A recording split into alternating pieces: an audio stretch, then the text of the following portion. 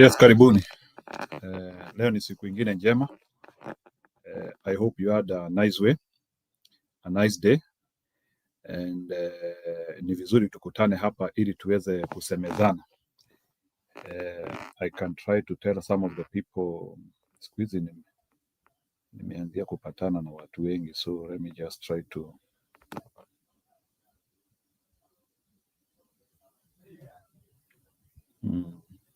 So let me just alert people. Ukiingia kwa kituo unasalimia watu as we move on.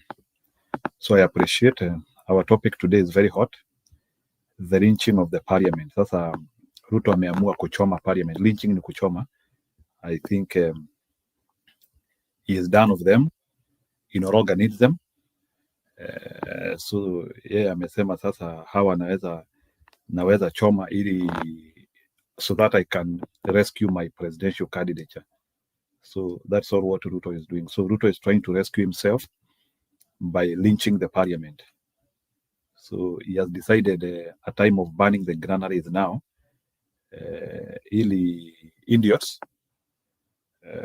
people who do not focus very well, waanzie kufikiria ni kama Ruto ni kama amebadilika. So tuanzie kufikiria huyu ni Ruto mwingine. So huyu ni yule Ruto ambaye habadiliki. Yeah.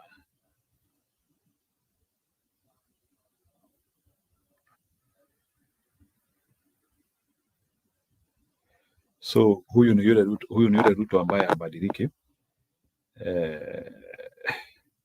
So your Ruto cannot change. So kama mnangojea ati Ruto abadilike, ole wake, ni ole wake ama ni ole wao. Yeah, so unfortunate. So your Ruto cannot change. So he now wants to use parliament as a scapegoat. Na umesikia vile hata wambunge wanajaribu kujitetea. We will not listen to parliament, we will not listen to Ruto. Wachomane wao wenyewe. And I want Kenyans not to focus on these groups. Don't focus with the parliament, don't focus with Ruto. Kenyan parliament ilijimaliza. In fact, by 2027, we expect that hakuna mbunge atarudi. So hiyo ni kitu it is already cast. People like akina Ishongwa, they cannot return back to power. So inaenda vizuri sana. So we have to continue in that trajectory, and we cannot listen to our parliament because our parliament refused to be on our side. The time when we wanted them. Hayana, karibu sana. During finance bill, they showed us who they are. During abductions, they showed us who they were. The Kenyan parliament, current one, has never stood on the side of mwananchi. And there's no way in which we can start thinking that the Kenyan parliament imekuja ikabadilika mara moja, simply because Ruto and the parliament are now fighting because they cannot be able to agree on the amount of routing. Remember, all these groups are routing. Ruto is routing on a side, the parliament is routing on their side. Because they cannot agree on the amount of stealing, now wanataka tuingililie vita yao. Kimani Ichung'wah has to remain as an outcast forever. And any other person who is in the parliament, they have to remain as an outcast. In fact, those people, we should wait for them in 2027 to punish them properly. So they are now trying to reincarnate. Ni manyoya wanajaribu kutoa, ama ile ya nyoka, magamba, ni magamba wanajaribu kujiondoa ati ili tufikirie wamekuwa watu wazuri, so that we can reconsider them, and we shouldn't. Ichung'wah is coming back whether you like it. No. And I want to claim to say here, and it's so unfortunate, na mimi ni kitu nataka kusema hapa. If Kimani Ichung'wah will come and support our team, I will quit. We are that bad. If for us to win presidential election, we need Ichung'wah, I'm done. I will go to another place. So, and I want to say, DCP has to be very careful. If DCP is going to welcome Ichung'wah, some of us we will look for other places to go. Huyo mwanaume ile kazi ametufanyia, it is beyond forgiveness. It is beyond forgiveness. So Bwana Gachagua and the TALs, you have to trade well. If Ishongwa is a person who will try now to look for refuge, na hakuje in some of our places, we have rejected him. So me of that, I have started paying allegiance to DCP. But if DCP is going to welcome all these political rejects, I have said it hapa, usiku na mchana, usiku hadharani, mchana hadharani, I will quit him. I will not.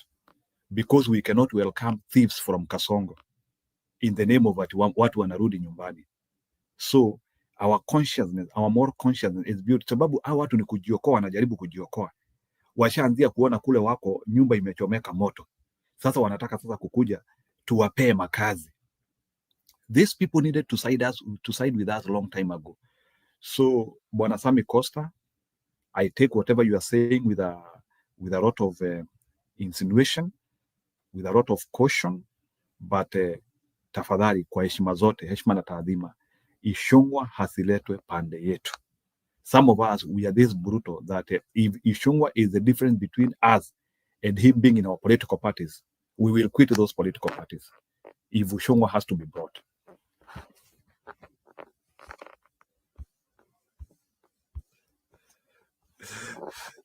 Budi, I know, I know, but it's very, very scathing. It's very scathing what is happening. 1 minute.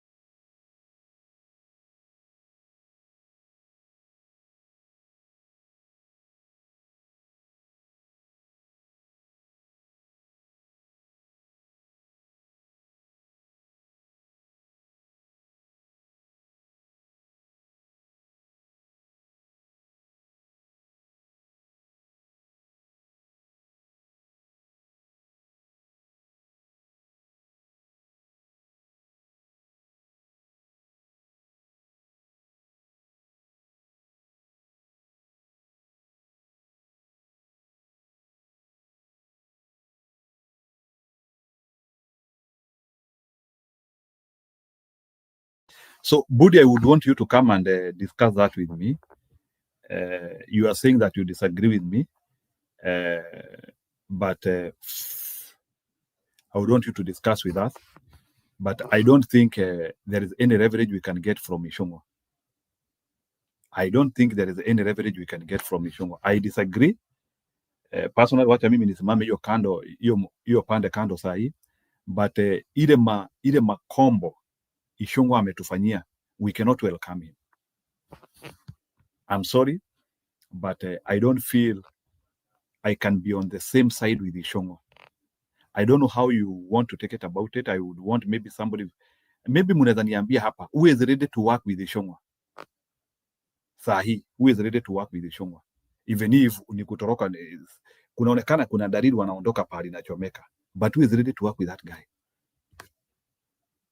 How much has this guy not done in this universe for us to say that hey, haina shida as long as mtu anatoka kwa Ruto tu tumkaribishe? Ni kama kusema ati Sudi akidefect kwa Ruto akuje pande yetu tumkaribishe. Watu wengine they are better outside there. And in any case, you don't know if Ishongwa is defecting, if his defection is true or what. That guy has been a serious betrayer.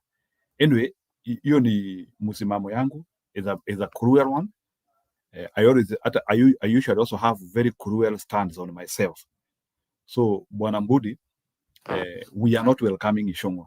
So, Ishongwa is free to form his own political party, but we will not work with him. So, that is a pronouncement some of us have decided to continue. There is too much. Our kids have died because of Akina Ishongwa. They were the people who are trying to push finance bill down the drain. We have already lost so much as a country to start saying that Ishongwa can be a savior in our side. He is the least person I expect that he can come and help us. So if we are thriving for Ishongwa, I think we don't need him. Amekaa huko sana. Yeah, I'm happy of people like Akina Mashogo because hawa walitoka kitambo. Lakini Akina Ishongwa who have been pretending to be the government hadi sahi. Somebody who said that hawa watoto wa Gen Z ni hawa watoto wa mauba na wa sijui na KFC ama nini. So anyway, I don't know, maybe I need to hear comments from people. Kama kuna mtu anataka Ishongwa muniambie. But I cannot be in the same front with him and I'm sorry. So me personally, I cannot work with Ishongwa. So I don't know if Gachagua is interested with working with Ishongwa. So Gachagua can choose between sane people and Ishongwa. Hakuna kitu anatusaidia, ni ujinga. Akina Ishongwa wanatusaidia nini shwari? Saa zingine we need a clean slate, at least the people who are thinking right. Anyway, I don't know, but I don't think I can work with Ishongwa. But much of the political commitments some of us we want to do, those people have to be blocked. We cannot have people who have caused havoc, so much blood in Kenya, alafu sasa tunakuja kuambua tutafanya kazi na wao. So Bwana Costa, on that one I disagree. So Budi, nimekupea link hapo, you can come and discuss it. You tell me Kasongo is so easy to remove, so I don't know, I don't think we need Ishongwa to remove him. Ishongwa ati without Ishongwa hatuwezi toa Kasongo. Tunataka tuwapeleke wote nyumbani pamoja, Kasongo, Ishongwa, Wetangula, the other one sio Ekweduru alienda, alikuwa anaitwa yule mwingine, yule jamaa wa Kilifi. Hao wote tunataka, so atiwacha wakuje watusaidie kutoa Kasongo wote. Hakuna, those people will not help us. In fact, there will be agents of confusion. So nimesema those people will be agents of confusion. In fact, you realize that we will be better without them, ili tujue tunakanyangia wapi. We will actually be better without them. So wow.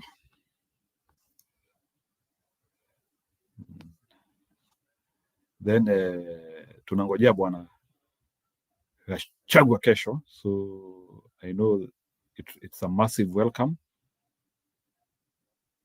So cousin again cousin, mtu alikuwa anasema hata anatuka cousin, alafu ati tumkaribishe Ishongwa hawezi kuja kwa hi cousin, ati hi cousin, hi cousin. Kuna, we cannot have that guy. Hata kama ni watu tumekosa, anyway, we will be cruel to him.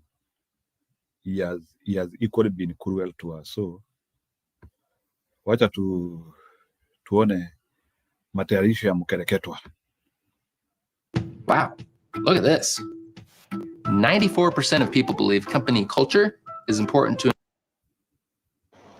Naam, turejelee siasa mtazamaji. Kiongozi wa chama cha DCP Rigathi Gachagua anatarajiwa kuwasili nchini hapo kesho, huku kukiwa na mihemko ya kisiasa. Wengi wanasema kwamba huenda ni mwamko mpya wa kisiasa nchini, huku wafuasi wake nao wakisema wapo tayari kumlaki Gachagua. Naibu kiongozi wa DCP Cleophas Malala naye anasema kwamba wapo tayari, akionya kwamba kuna wakora waliopangwa kuharibu mikutano yao jijini Nairobi. Mwanahabari wetu Haman Kamariki na mengi zaidi.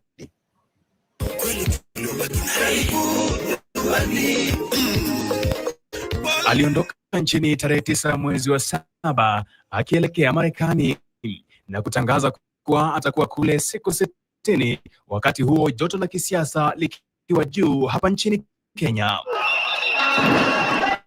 Akaingia Marekani na kuendelea kurusha serikali vijembe kila alikokwenda: Dallas, California, Seattle, Boston na Baltimore. If you are what you say you are, act. Don't keep on threatening. You know, that's what Ole Soyinka says. A tiger does not proclaim its tigeration. It bounces. So please spare those threats for other characters. Hii ilikuwa ni safari ya Rigathi Gachagua ya kwanza nje ya nchi tangu kung'atuliwa madarakani kama naibu rais wa Kenya. Wengine wakisema alipoondoka kimya kilitanda, huku wachanganuzi wakisema huenda upinzani bila Gachagua ni moto wa karatasi. Ila Malala anasema wamekuwa kazini. Malala anasema Gachagua anarejea nchini akiwa si Gachagua tu, si Rigathi, si Rigiji wala si Munyoro tu, bali pia ni mfalme. The king is coming. We've laid a red carpet for him. We'll have a majestic walk for him, and we'll ensure that he walks like a king and he is received like a king. Ufalme huu ukiwa unawekwa kwa mizani hapo kesho atakapokuwa akirejea nchini kutoka Marekani baada ya kukatiza ziara yake, akisema anarejea nyumbani kusaidia chama chake cha DCP katika uchaguzi mdogo unaotarajiwa nchini. Malala akisema chama cha UDA kitalamba sakafu. Katika hizi by elections chama cha UDA kitapata kiti hata moja. Niko na uhakika hata moja itapata. Hii ni funzo kwa William Ruto kwamba yale ama ile dhuluma ambayo ameweka katika Wakenya wanataka kumfundisha adabu. Hakuna kiti hata moja. Wafuasi wa Gachagua wakisema liwe liwalo, kesho ni siku ya simba kumla mwanawe. Kunyeshe mvua au jua la utosini liwake, watajitokeza. Sasa hii picha si. Kwingineko, yule ambaye ni mchanganuzi wa masuala ya kisiasa na pia akiwa ndo katibu wa chama cha DNA Barack Muluka anasema kumtia Gachagua mbaroni ni jambo ambalo litamfaidi sana Gachagua pakubwa. Alipopigiwa hiyo kura ya kumng'atua na akang'atuliwa, akaona kwamba yeye hatakuwa mtu wa kuchutamaa na kwenda huko milimani akijihurumia. Wanachama wa DCP kaunti ya Nakuru wamesisitiza kuwa hawatatishwa na serikali katika jaribio hilo la kuzuiliwa kusherekea kurejea kwa mfalme wao. Any violence meted out on our party leader Rigathi Gachagua tomorrow will be met by the same force, by the supporters. Na kesho taifa linatarajia kuona mwamko mpya wa kisiasa, huku aliyekuwa naibu wa rais Geoffrey Rigathi Gachagua akitarajiwa kurejea hapa nchini. Hata hivyo, hapa katika shirika la The Standard, KTN na Radio Maisha tupo tayari kukuletea kila tukio, kila dakika na kila saa hapa ambapo upo. Jina langu ni Haman Kamariki nikiripotia KTN.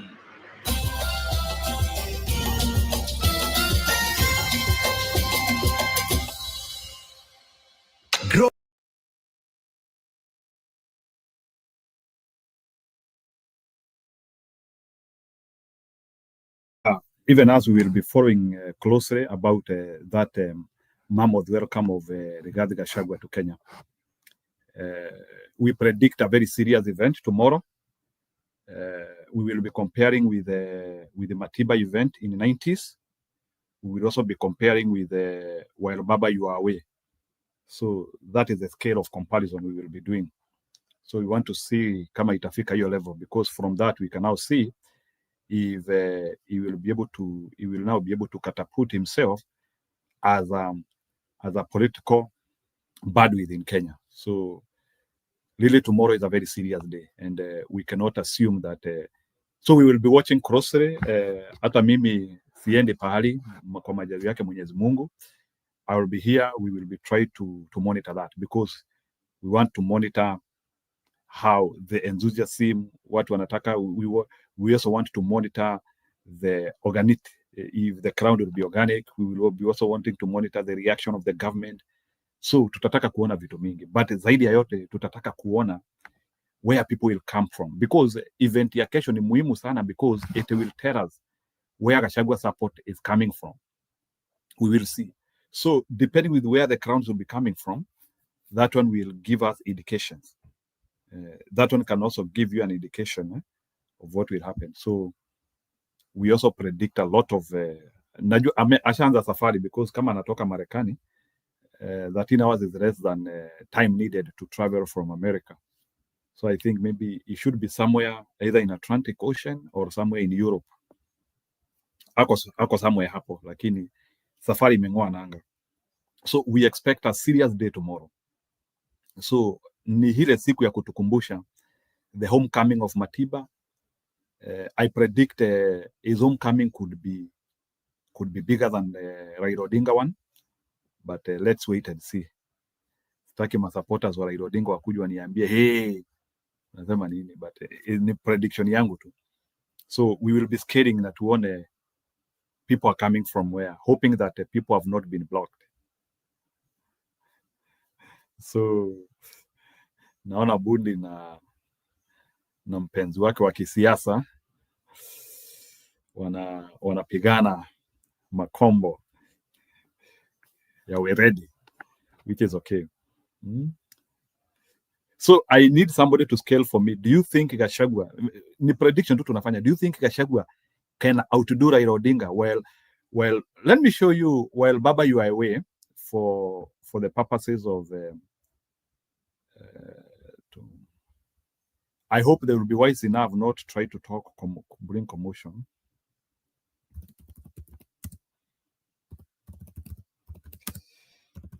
So anyway, I know what wamemiss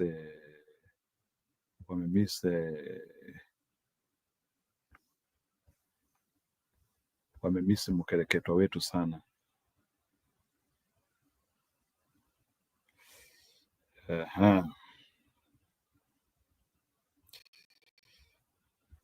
Ni wakumbushe tu area ones which happened before, then tujiambie. The airport, we do understand Raila Odinga has already exited JKIA. The entourage carrying Raila Odinga has already entered Mombasa Road. We do have live pictures, and as our cameraman there struggles to get the picture, yes, that's the entourage carrying Raila Odinga and his supporters. And the procession has started as had been planned by NASA supporters, the procession carrying Raila Odinga and other leaders of NASA.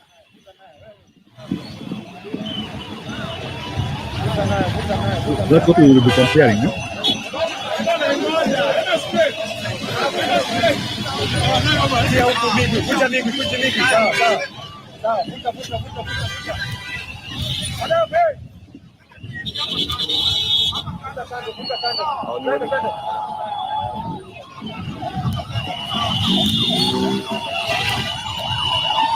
We compare them, so this is what we will be comparing with.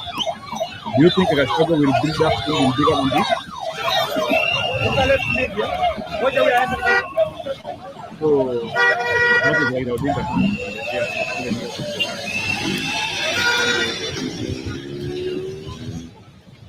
Yes, time for me to exit studio. It's been a good 3 hours. So that was Raila Odinga coming from airport. Watu walikuwa wanalala mpaka kwa barabara. So do you think Gachagua can build up something bigger than that? Wacha niwaoneshe ya Matiba pia. You know, we are trying to recap so that because we will be scaring it, and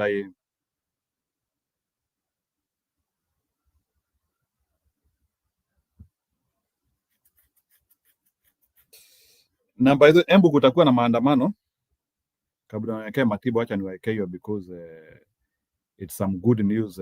I don't know, kabla ya nipe His Excellency Bwana Bundi time, let me see hawa watu wetu wa Embu wanatakaje. Wa Embu ni kama they don't want to relax. Jaribuni kumkamata Rigiji muone. Si kauli yangu mtazamaji, bali ndio mbiu ya mgambo inayotokota kwa sasa kutoka kwa kundi la wanawake kaunti ya Embu ambao wanatishia kufanya maandamano makubwa endapo tu serikali itafanya jaribio la kumtia nguvuni Gachagua pindi tu guu lake litakapokanyaga humu nchini kutoka kule Marekani. Mwanahabari wetu Imeda Abdalla anashuka na taarifa hii. Ndege ya Gachagua inatarajiwa kesho humu nchini, lakini usiniulize itatua uwanja upi. Acha kesho itupe majibu sahihi. Ni kundi la wanawake lililosimama kufuatia vitisho na kauli za hivi majuzi za naibu rais Kithure Kindiki na waziri wa mambo ya ndani Kipchumba Murkomen, waliodokeza kwamba Gachagua atahitajika kurekodi taarifa kwa idara ya upelelezi wa jinai kuhusu madai aliyotoa nchini Marekani akidai kuwa Rais William Ruto ana uhusiano na makundi ya kigaidi. William Ruto, you need to know, the Americans want to know why you are working with Al-Shabaab. As soon as he lands in Kenya, he must record a statement to tell us exactly which meetings he's doing. Licha ya vikwazo vya kukamatwa kwa Rigiji kutolewa, wafuasi sugu wa Usiguse Murima sasa wameapa kwa jino na ukucha katu pingu za Kenya zisithubutu kukaribia mikono ya Gachagua. Kadhalika wameapa kutoka kwa kishindo kikubwa katika mapokezi hayo. Na akishikwa tukiwa wamama, tutajitokeza na tufanye maandamano, Gachagua asishikwe. Sisi tunasema hivyo. Nakuambia mumegusa mlima, msithubutu kugusa Gachagua. Sisi tunasema one time. Tunasema aje watu wangu, one time. Kurejea kwa Gachagua kunadhihirisha vita vya kisiasa baina ya upinzani na serikali, huku wafuasi wake wakiahidi kumkabili yeyote atakayemkingama Rigiji kwa lengo la kumzuilia. Si Kiambu tu, bali mlipuko wa manunguniko ulisikika kule Kirinyaga, pale ambapo wawakilishi wadi wamepasua mbarika na kutaja kwamba huenda kuna madai ya njama ya kihuni inayopangwa kuleta machafuko ya mapokezi hayo. Tunasikia kuna fununu wanataka kupanga mambo huko ya kuharibu vitu, pengine kupiga watu. Sasa ndiposa ati muanze kusema ni Rigiji ama ni kiongozi wetu ameleta hiyo maafa. Bunge la Panya lilipopitisha hoja ya kumfunga paka kengele, panya mmoja aliuliza swali: je, ni nani atakayemfunga paka kengele? Na hilo halihusiani na paka. Hemed Abdallah, NTV, Nairobi.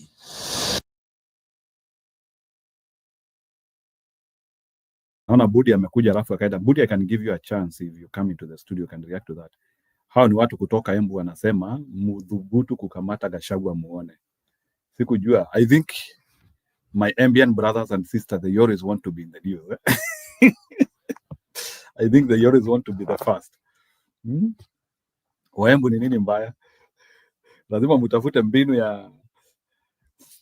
ya kuaccelerate mambo. Oh my good people from Embu. Munasema Gachagua ajaribu kukamatwa. Anyway, hata serikali yenyewe imeogopa. I'm hearing they have given commitment watakamata Gachagua, but we don't know how it goes. So wacha niweke police. General of Police Douglas Kanja has sought to allay fears of unrest ahead of the return of the former Deputy President and Democracy for Citizens Party leader, Rigathi Gachagua, from United States, describing the much publicized arrival as an ordinary affair. And as Sarah Mohammed now reports, the top cop says that National Police Service is fully in charge of security arrangements and expects normalcy during Gachagua's landing at Jomo Kenyatta International Airport on Thursday.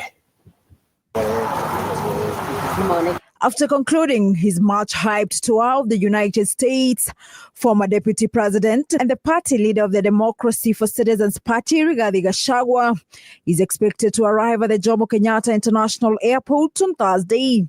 So right now, we don't want to waste. The Inspector General of Police, Douglas Kanja, has however sought to allay fears of unrest ahead of the return of the former Deputy President, saying the National Police Service has no plans of arresting Gachagua whatsoever. Sisi kama polisi tunasema kuwasili kwake Bwana Rigathi kwetu ni kuwasili ya kawaida kama Mkenya mwingine ule anarejea injini. Kwa hivyo sisi hatuna shida hata kidogo. Yakifika anafika na kuelekea kama wale wengine vile wanafanya, sio? Kanja emphasized that the National Police Service is fully in charge of security arrangements and expects normalcy during Gachagua's landing at the Jomo Kenyatta International Airport on Thursday. Sisi wajibu wetu ni moja, kuona tunaweka usalama vile inatakikana, kwa nchi yetu yote, what we call safety and security to the people.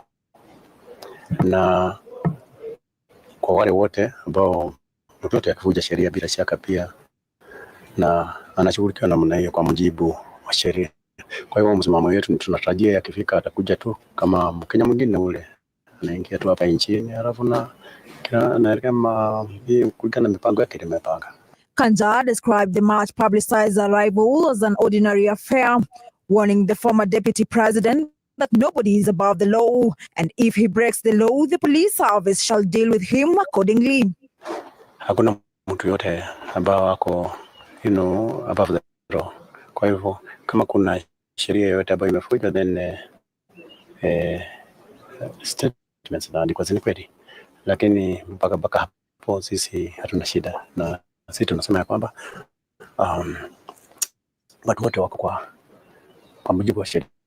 This comes a week after Interior Cabinet Secretary Kipchumba Murkomen warned of the arrest of Gachagua following his allegations against President William Ruto, claiming that the head of state held secret meetings in Mandera with operatives linked to Somali rebel group Al-Shabaab. Meanwhile, Murkomen has cautioned politicians against inciting locals to violence, saying they will face the full force of the law. He also put on notice the planners, organizers, and executors of violent protests that they will not be spared regardless of their stature in society. Samira Mohammed for TV 47. Yeah, so kuna hiyo story, so but remember the government also always provokes, eh? So hata kama wanajifanya hivyo ni vile they want to be on the right side, but government is naturally scared of many people. If watu wataenda airport in large numbers, the police will provoke them, so be assured of that. So Kanja anaweza jisemesha hivyo, but what happens tomorrow we don't know. They will do some provocation because they will want to scatter those people.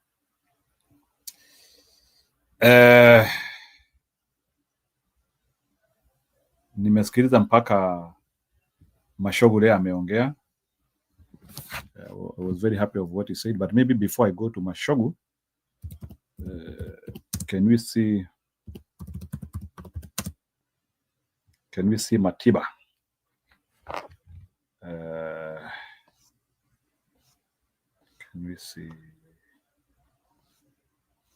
Can we see Matiba arriving? Is it possible to see it, that one? Was it in 1990 ama ilikuwa lini? Unajua nataka tuangalia ili from there we can compare.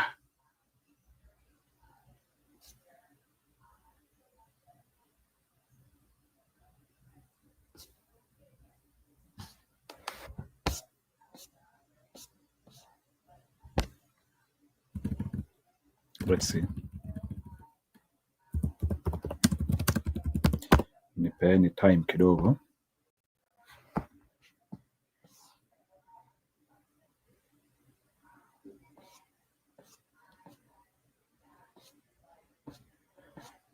Ni kama hiyo.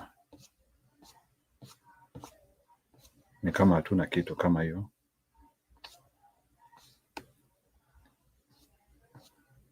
Wow, I thought the archive, eh?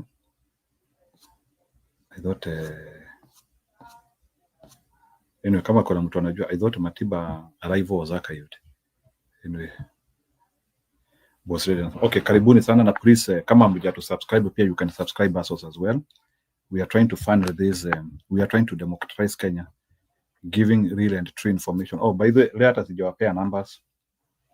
Acha niwaambie ni ngapi. There are some people in other places where I gave them. Let me give you numbers overnight because we will try to track them. We will try to track them. This is easy. Okay. Kuna watu wanaulizanga where are we now?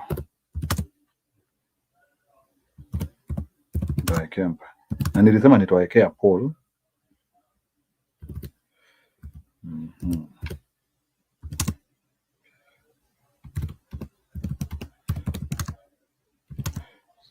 Tukiweka hii 4-way, this 4-way.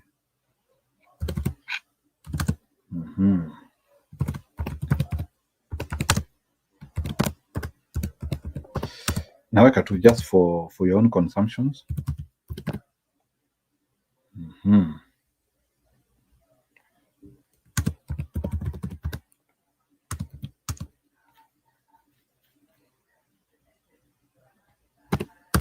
Bado kuna 15 uncommitted. Don't know ni akina nani. That's our poll tonight. Progressive, anyway. I keep on giving it for the purposes of consumption.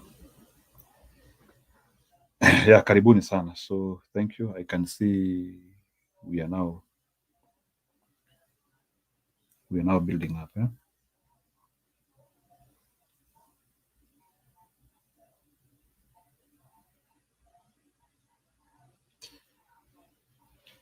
Yeah, so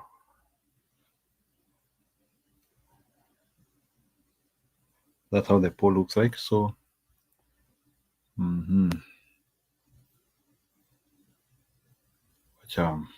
so the lynching of the parliament. So why has Ruto decided to lynch the parliament? Do you think by Ruto lynching the parliament, he can salvage himself? It is something we need to ask ourselves, because for me, I don't think it is something which will save him for now. So whether he has decided to lynch the parliament or not, I think for me, it's a done case. So it's unfortunate. Wacha niweke so ili musikie, the same people who have been against us, they are now momentarily pretending to be part of us. Kumbe inabidi muguzwe ili muongee. The lynching of Ruto, of parliament. Did you know that almost any question you have about your revenue data can be answered almost instantly? Here's how. Mtazamaji, karibu tena, tuendelee. Huku mahakama kuu ikisimamisha rasmi timu iliyoundwa na rais iliyokusudiwa kukabiliana na ufisadi bungeni, vuta ni kuvute kati ya rais na wabunge inaendelea kushuhudiwa. Wabunge wengi wamejitokeza na kumshutumu rais kuwa chanzo cha ufisadi bungeni, wakitaja baadhi ya visa ambavyo wanatuhumu rais amehusika. Victor Ngaruya anatuarifu zaidi.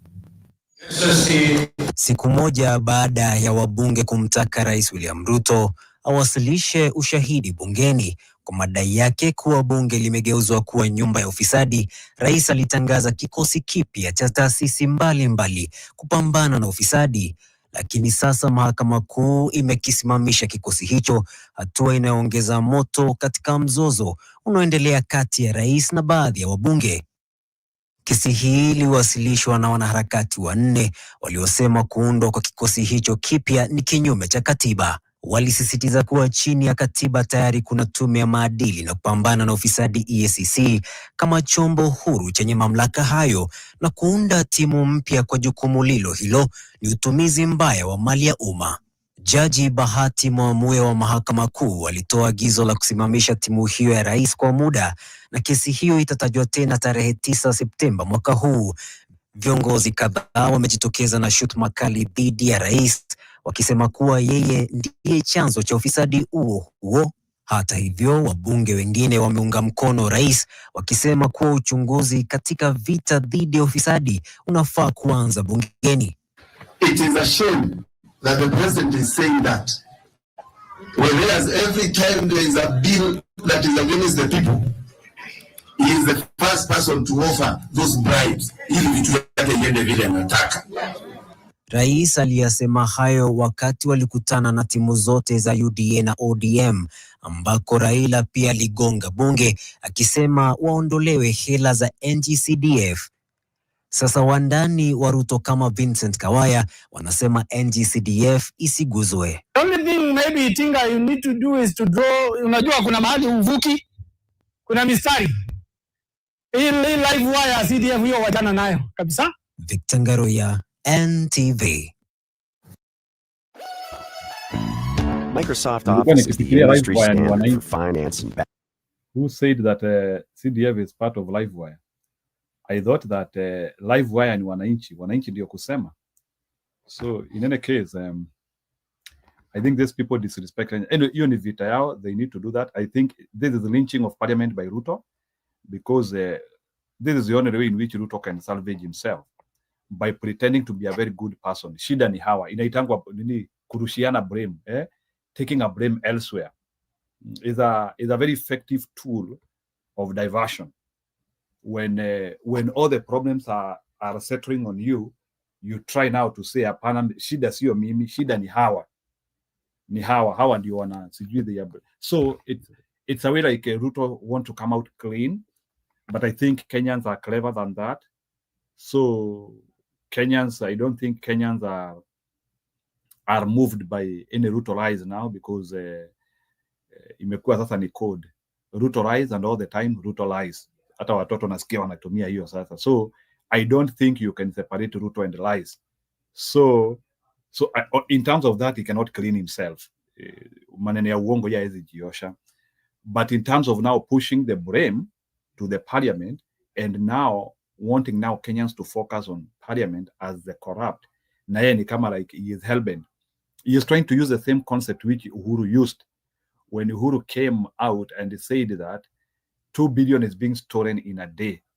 I don't know how much money. So it's like he was trying to exonerate himself, or to absolve himself any effects of the wrongdoings which are happening. I know that these problems are happening. So that's what it goes by. Najua hizi mashida zote zinatendeka. Lakini hata mimi mwenyewe sina nguvu, because there is another bigger group of 300 people who are actually enabling all those issues mnasema Kenya. So Ruto is like trying to divert and say the Kenyan problem is parliament. Sio yeye. If I get a good parliament, actually we can move properly. So that's what like that is what Ruto is saying without saying. Sijui kama mnajuanga vitu kama hiyo. So unajua kuna kitu ambayo unasema hata kama usemi. What you say without saying. So what Ruto is saying without saying is that the parliament, if I can get a better parliament, I can be a better person. Really? Think about it. So that is what Ruto is saying without saying.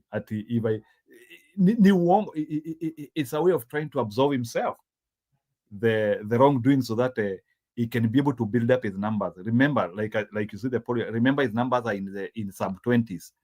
So in sub-20s as a presidential candidate and as an incumbent, it's very difficult for you to even launch a presidential candidate. Remember, he has even brought Tinga on his side. Numbers are not kicking. Even for Tinga himself, numbers, you can see here. Even Tinga doesn't have any numbers now. Maybe unless if Tinga might say you want to be a presidential candidate, maybe numbers could start shifting a little bit. But we don't see Tinga influencing anything. Even in the Ruo Nyanza, we see a lot of resistance. It's like so there is the ample confirmation that Ruto will be one term. So I don't think we need to do a lot of scientific research to reach to that level that we can achieve the first one term in Kenya. It is achievable with very minimum efforts, just the proper messaging and the proper people in the ballot. We can achieve it comfortably. We are actually in a good position even than during Moi time. Actually, the easiest person to eject from power is Ruto, if we can be able to understand all the signals which are outside there. He is the easiest to eject out of power. He might play a courage card whereby like kuoneshana yeye is a ruthless man na nini, but frankly speaking, he is the easiest tukifanya kazi yetu vizuri. So you should not be worried about that. So ikikuja like we need what needs to be done. But I'm not saying that we be so much overconfident. All what I'm saying is that with a proper plan, you don't need to overwork to remove Ruto out of power, because half of the job he has done for you. Amejiondoa yeye mwenyewe, like he has done so many things wrong. You don't need to tell anyone what Ruto has done. So kazi nusu yeye ametufanyia. It is Ruto one term, Ruto must go, but half of the job yeye ndiye amefanya. So sisi we tilt the scale, and I think it's very easy for us if we understand those signals, how to tilt the scales. So I don't think you need to even over campaign. We We just need a credible person and somebody who is now able to cherry pick those issues which Ruto has brought. Because, frankly speaking, much of the things Kenyans know. So we present somebody who is credible in terms of character. Somebody who Kenyans can believe that this person will not return Kenya to the same. So that's why I'm saying now, the next president needs credibility. Can Kenyans trust in this person? Can this person, like, is he trustable? That's something which Kenyans, is he believable? Huyu ni mtu ambaye like huyu mtu akisema nitafanya kitu fulani, can he do? Ama ni wale watu wanaendanga wanapiga kona hivi and they return people to where they don't want to be. So that is one thing which Kenyans are really funneling about, and we will keep on monitoring how that one goes. So we can't so that's how it is. So Ruto is the easiest to deal with. So on that one, I can give that commitment. It looked scary before, but not until when some courageous men in Kenya decided to hold the bull by its horn. So right now he is deflated. We just need to adjust an organized team and a team iko na mwelekeo and the people with the credibility. Na hii mambo tunamaliza one touch. Are you researching dental implants? There's a lot of dental offices that'll talk about doing their teeth in a day. Mpange. Wabunge wamejitokeza kwa meno ya juu wakimtaka Rais William Ruto kufika mbele ya bunge kutoa ushahidi kuhusu madai yake kwamba mabunge yote mawili ni himaya ya milungula na ulaji rushwa. Wabunge hawa wamewataka maspika Moses Wetangula na mwenzake wa Seneti Emerson Kingi kutoa amri ili Rais Ruto afike mbele ya bunge kujibu maswali kuhusu madai yake, kama anavyoarifu mwanahabari wetu Jeff Kirui. Swala hilo la ulaji hongo linatishia uhusiano kati ya bunge na mhimili wa urais. Wanasema ushikwapo shikamana. Wabunge sasa wanamwandama Rais William Ruto na kinara wa chama cha ODM Raila Odinga kufuatia madai yao kuwa bunge limegeuka na kuwa jumba la kuitisha mlungula na kuwataka kutoa ushahidi. Article 125 gives us the power to compel the appearance of any person before this committee, any person, including the president, who is making allegations of unethical conduct on the part of parliament. Kimsingi, Sunday washajua they can even summon the president. How many days have we cried that we wanted to see Ruto impeached? Kufa nderefa, kufa matanga, kufa makanga. How many days have Kenyans cried and saying that they wanted to see Ruto impeached? Right from the day when they impeached Gachagua. How many days have we cried now that suddenly they are now seeing they can start me, I don't celebrate anything which the parliament is saying unless I see an action plan for that. So, and if actually this parliament want its respect back, kama hii bunge wanataka, if they want to salvage themselves by an inch, not a lot, by an inch, they have to bring Ruto impeachment. In fact, that one can, if this parliament can engineer bringing Ruto out of power, actually they can be celebrated. But sio hii maujinga ingine wanatuambia kidogo. Madai ya ulaji rushwa bungeni yanapiga kurunzi uongozi wa bunge chini ya usimamizi wa maspika Moses Wetangula na Emerson Kingi, ambao sasa wanajipata njia panda wakikabiliwa na kibarua cha iwapo kujitia hamnazo na kushusha hadhi ya bunge au kushirikiana na wabunge kwenye msukumo wa kutaka rais awajibikie madai yake. The speaker must defend his institution. He is the head of the house. Our leadership, the majority and minority leader, they should not go to those meetings to just make jokes about welfare. They should defend the institution and call out the hypocrites who are pointing fingers at parliament. And yet we know they are the originators of corruption in this country. We are not the ones who are weak. It is our speakers who are not doing what they are supposed to do, Chair. Both speakers of the House must be put on notice that they are working on a very dangerous path. And members are thinking otherwise, that if this accountability is taken a notch higher, they might become the casualties of what is happening. and they will go before we go. Baadhi ya wabunge wamemtaka Rais Ruto achukue usukani na kuwataja wahusika ambao walidai kuwa anawajua kwa msingi kuwa anapata ripoti za kijasusi. Who are those people who are demanding bribes? Who are those people who are given bribes? Because you cannot try parliament in a kangaroo court when statute already has clear provisions for dealing with unethical conduct on the part of members of National Assembly or members of the Senate. Kwa mujibu wa Rais Ruto, bunge limekithiri visa vya hongo, pesa zikienezwa ili kuimarisha ushawishi, iwe kwa kupitisha miswada au kutoa uamuzi kuegemea upande fulani. The latest soko huru in the Senate. I know what's going on. Where does somebody find 150 million? Is that his money? That is money that belongs to the county. This committee was specifically singled out. They say we are the rent seekers in the Senate. Chair, if you don't defend us today, we are willing to move a motion of your removal today. Because we cannot continue like this. If somebody has any evidence, let them present it. Madai ya Rais William Ruto ya ufisadi bungeni sasa yanatishia kusambaratisha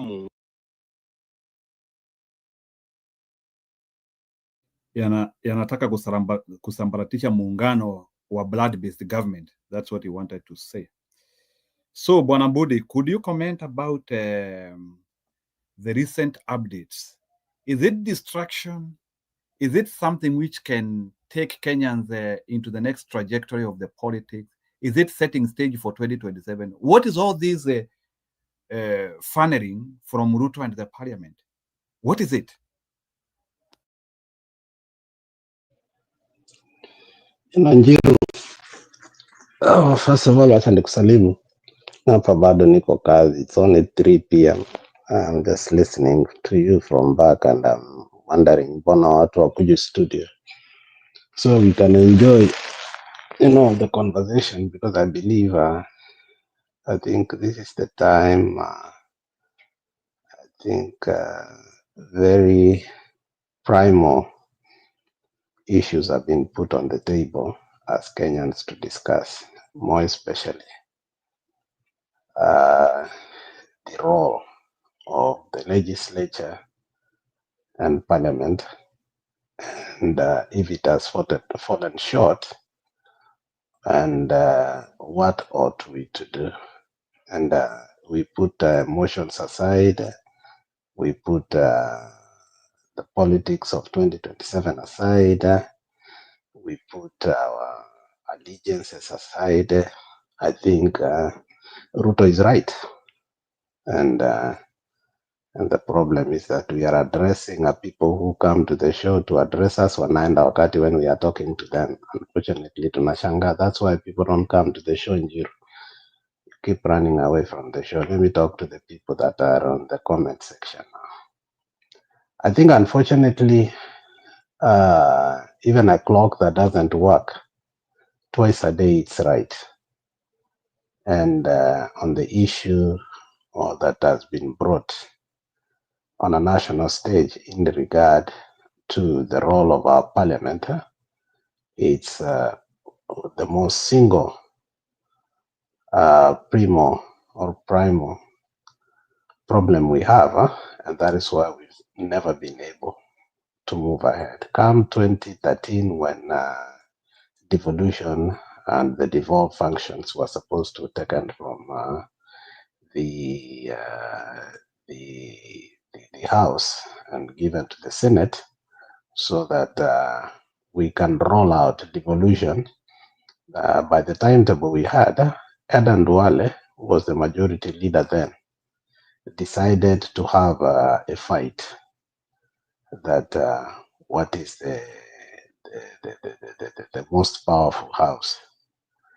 We ended up in Wato Kimbaka, one of the most, I think, to me, legal practitioner and the person in terms of this Katiba Mpya, person who participated the most, who said that the Kenya Constitution finally that has been out there. This is the guy that became blind while he was giving a submission in Parliament. Many of you may remember him. or Kimbaka. Maybe Belfast may remember him because he comes from this area. He characterized the new constitution as a house whose where people go to the toilet where people poop in the kitchen, where people cook in the ceiling board, where people sleep in the veranda, and like it's a house that has everything, but the rooms and the functions of those rooms are very distorted. And that is how he characterized the constitution that we have, that we actually put a good show, but rolling it out so that the functions be given to the mandates and the institutions so that we can empower them have been given to wrong people, and therefore the house is not functional. One of the things I can say is the members of parliament have been the hindrance to any progress that we so wanted in that country. When the courts finally last term pronounced that CDF was illegal, it almost became that the seat of a member of parliament is so inconsequential, because without that fund, why would you use millions to run for that seat, only ending up to do what? To legislate. The role only is to do legislation and oversight.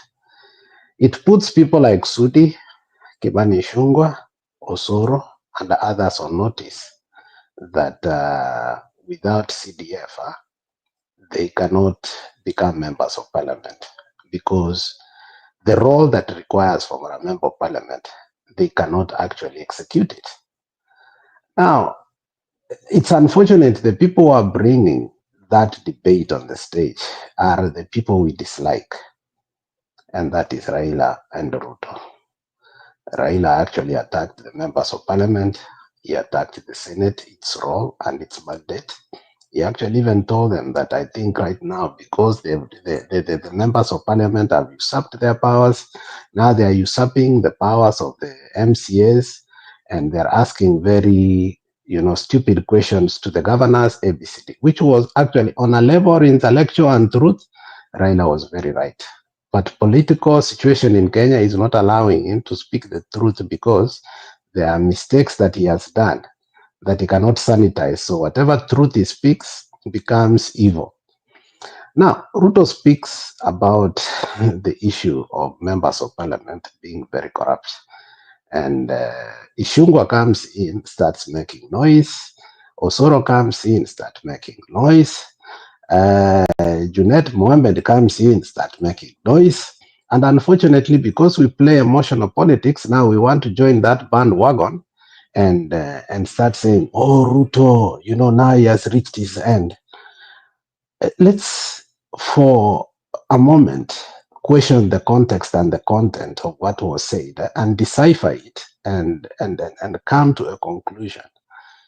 The person that is saying this is not even supposed to say it, because he has been the practitioner, is the one who actually dimmed and degenerated that house to the level it has. Now, the question is not even if, or it's not if, the question is not whether the members of parliament are corrupt or not. I will say it boldly. Our house in entirety is corrupt, and they feed on corruption from the pegs they get, from every bill they pass, from the mileage they give. It is a total corrupt house, period. Even our speaker knows the truth that he was never voted in. People were given money to vote him in because he is still not legally the speaker of that house, because he comes from the minority. So it becomes a difficult debate, especially to us who are on this slogan, Ruto must go. Because then, if we say that this house is not corrupt, then finally when we get power, will we go back to history again and say this house has always been corrupt, but we said it is not corrupt, and we joined the bandwagon with the sitting members of parliament, because at that particular time we wouldn't support the sitting president because he would find mileage out of it. I think we are in a conundrum. For me, I think I'll stand with the truth, however difficult politically it might be. Ichungwa is corrupt. Ndindi Nyoro is corrupt. Now, I wouldn't attack them because I don't have tangible evidence. But let me ask you, on the 7th of July, 2023, I want you to look for that clip, Mr. Njiru, where the Chief Whip, Osoro, on 7th July, 2023, the Chief Whip, Osoro, was narrating on how Kenya Kwanza paid the Azimio members of parliament to go out of the country for trips so that the bill that they had could pass. And he joked that he's the one who actually pays them, and he knows how he bribes each of them. And he even went further to say names. Now, on top of that, I want you to go again when members of parliament were shouting inside the house that there are people who have gone to the toilet to be given bribes, which was amounting to 10 to 20,000, which we actually were even ashamed that a member of parliament. So there are so many incidences, and we need to play them here because if we play to the gallery, it is unfair.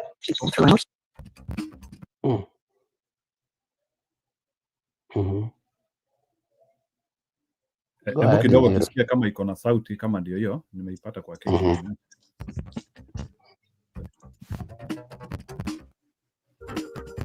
This one is not. Okay. Come on. And we believe very well that the foundation of good leadership is in Christ.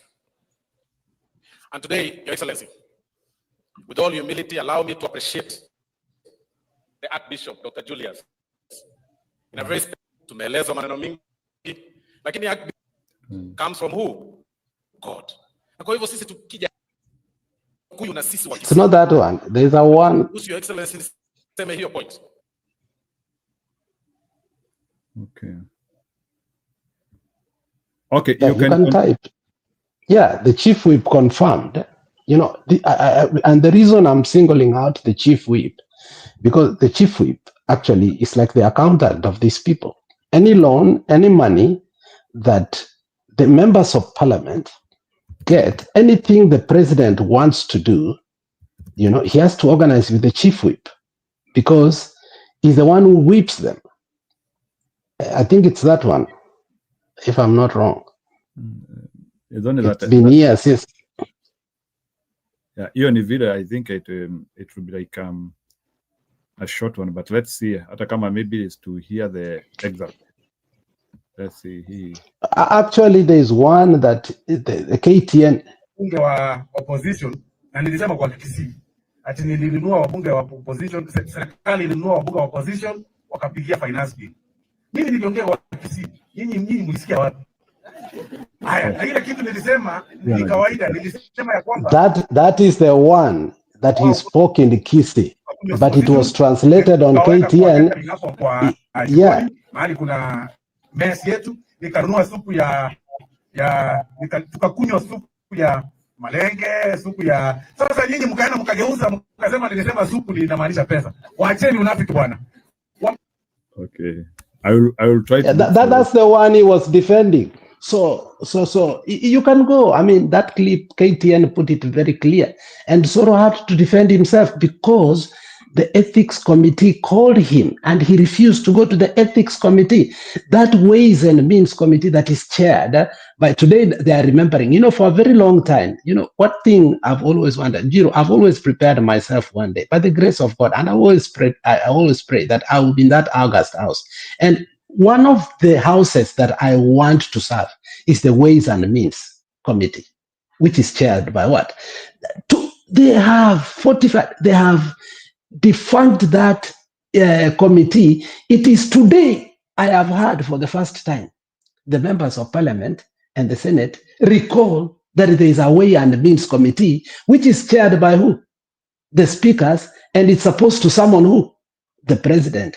When was the last time you had that committee? So the truth is, I think Ruto has run out of money. The only reason these people, they are so used to bribe that any bill, Ruto is looking out that next time another finance bill is coming. If you are bribing MPs more than the finance bill itself, it is not sustainable. It is not sustainable. So I think even in lies, you come to an end. You come to question yourself that, oh, how long can this continue? Now, ikiti iliwashika sana. If you look at Junet start crying foul, and look at this, and I've always said this, unfortunately, in Kenya, the last tribe that we have, whether it is, I've heard Ndeto say we have 48 tribes. I've heard some people say it's 40. Kashago, I heard say it was 41 here in America. I'm not sure how many, legally, how many tribes are there in Kenya.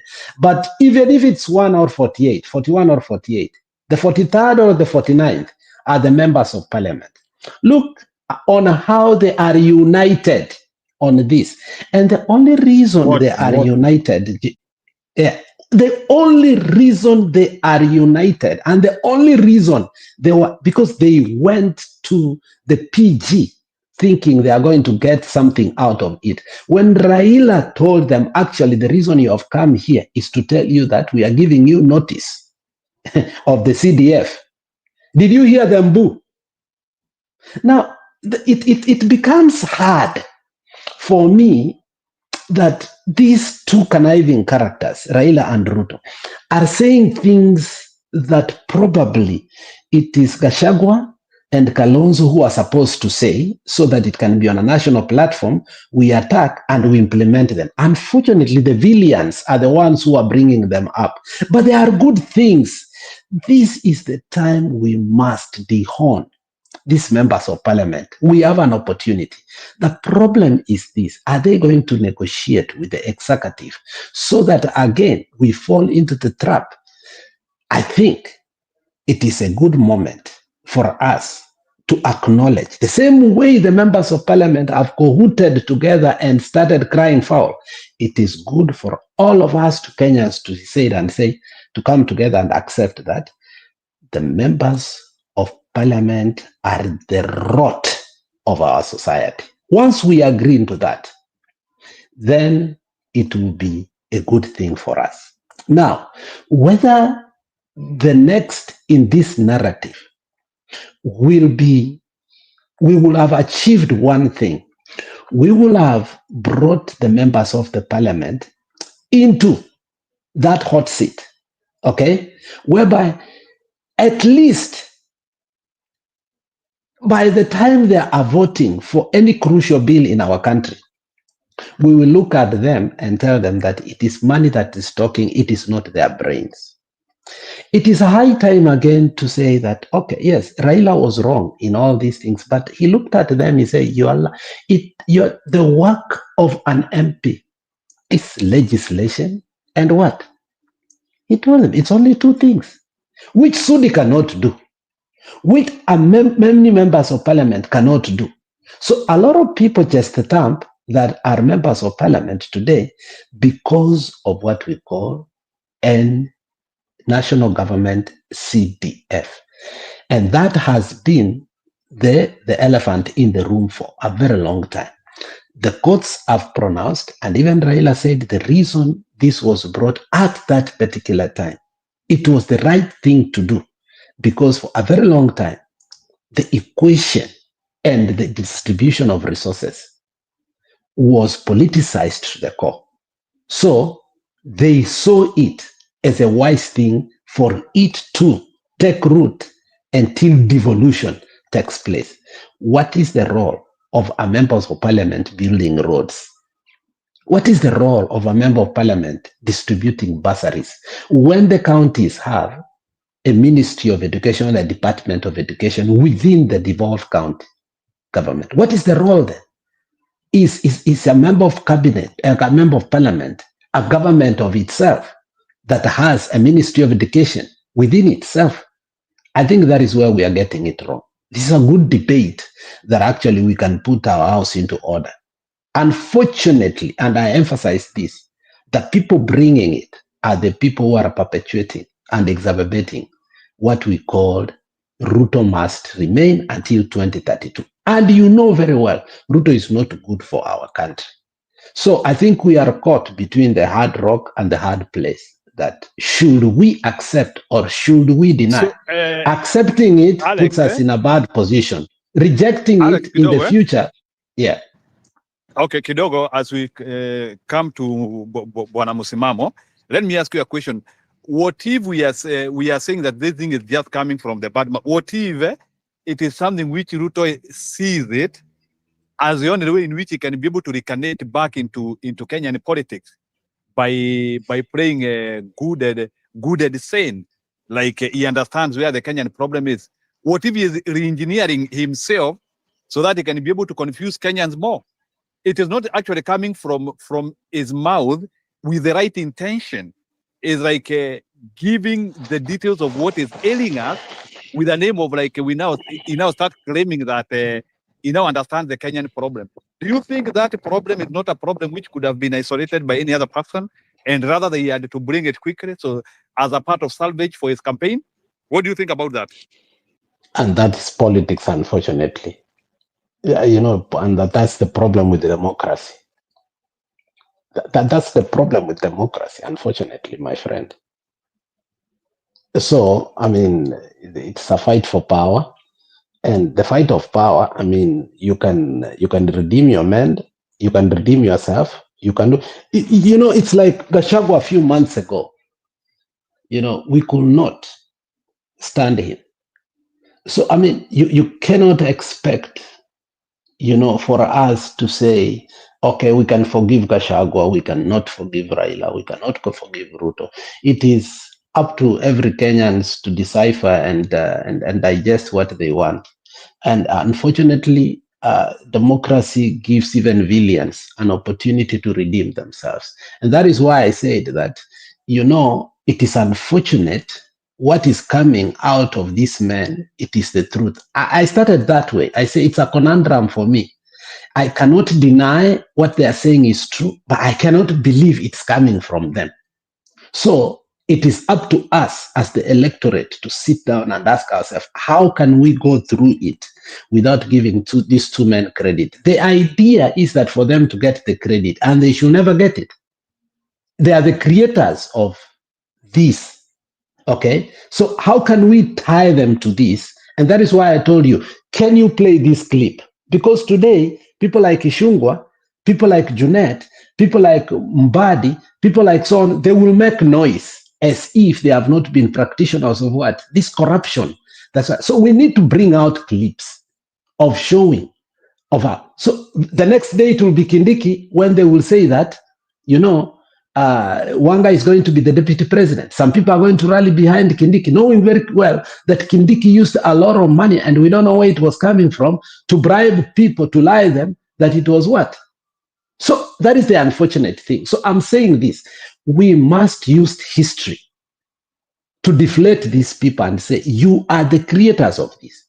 These are the people like Wirungu Kangata, when he was giving 100,000, asema, we unataka kuwa governor. Hii pesa unatoa kidogo, bwana anatoa pesa nyingi.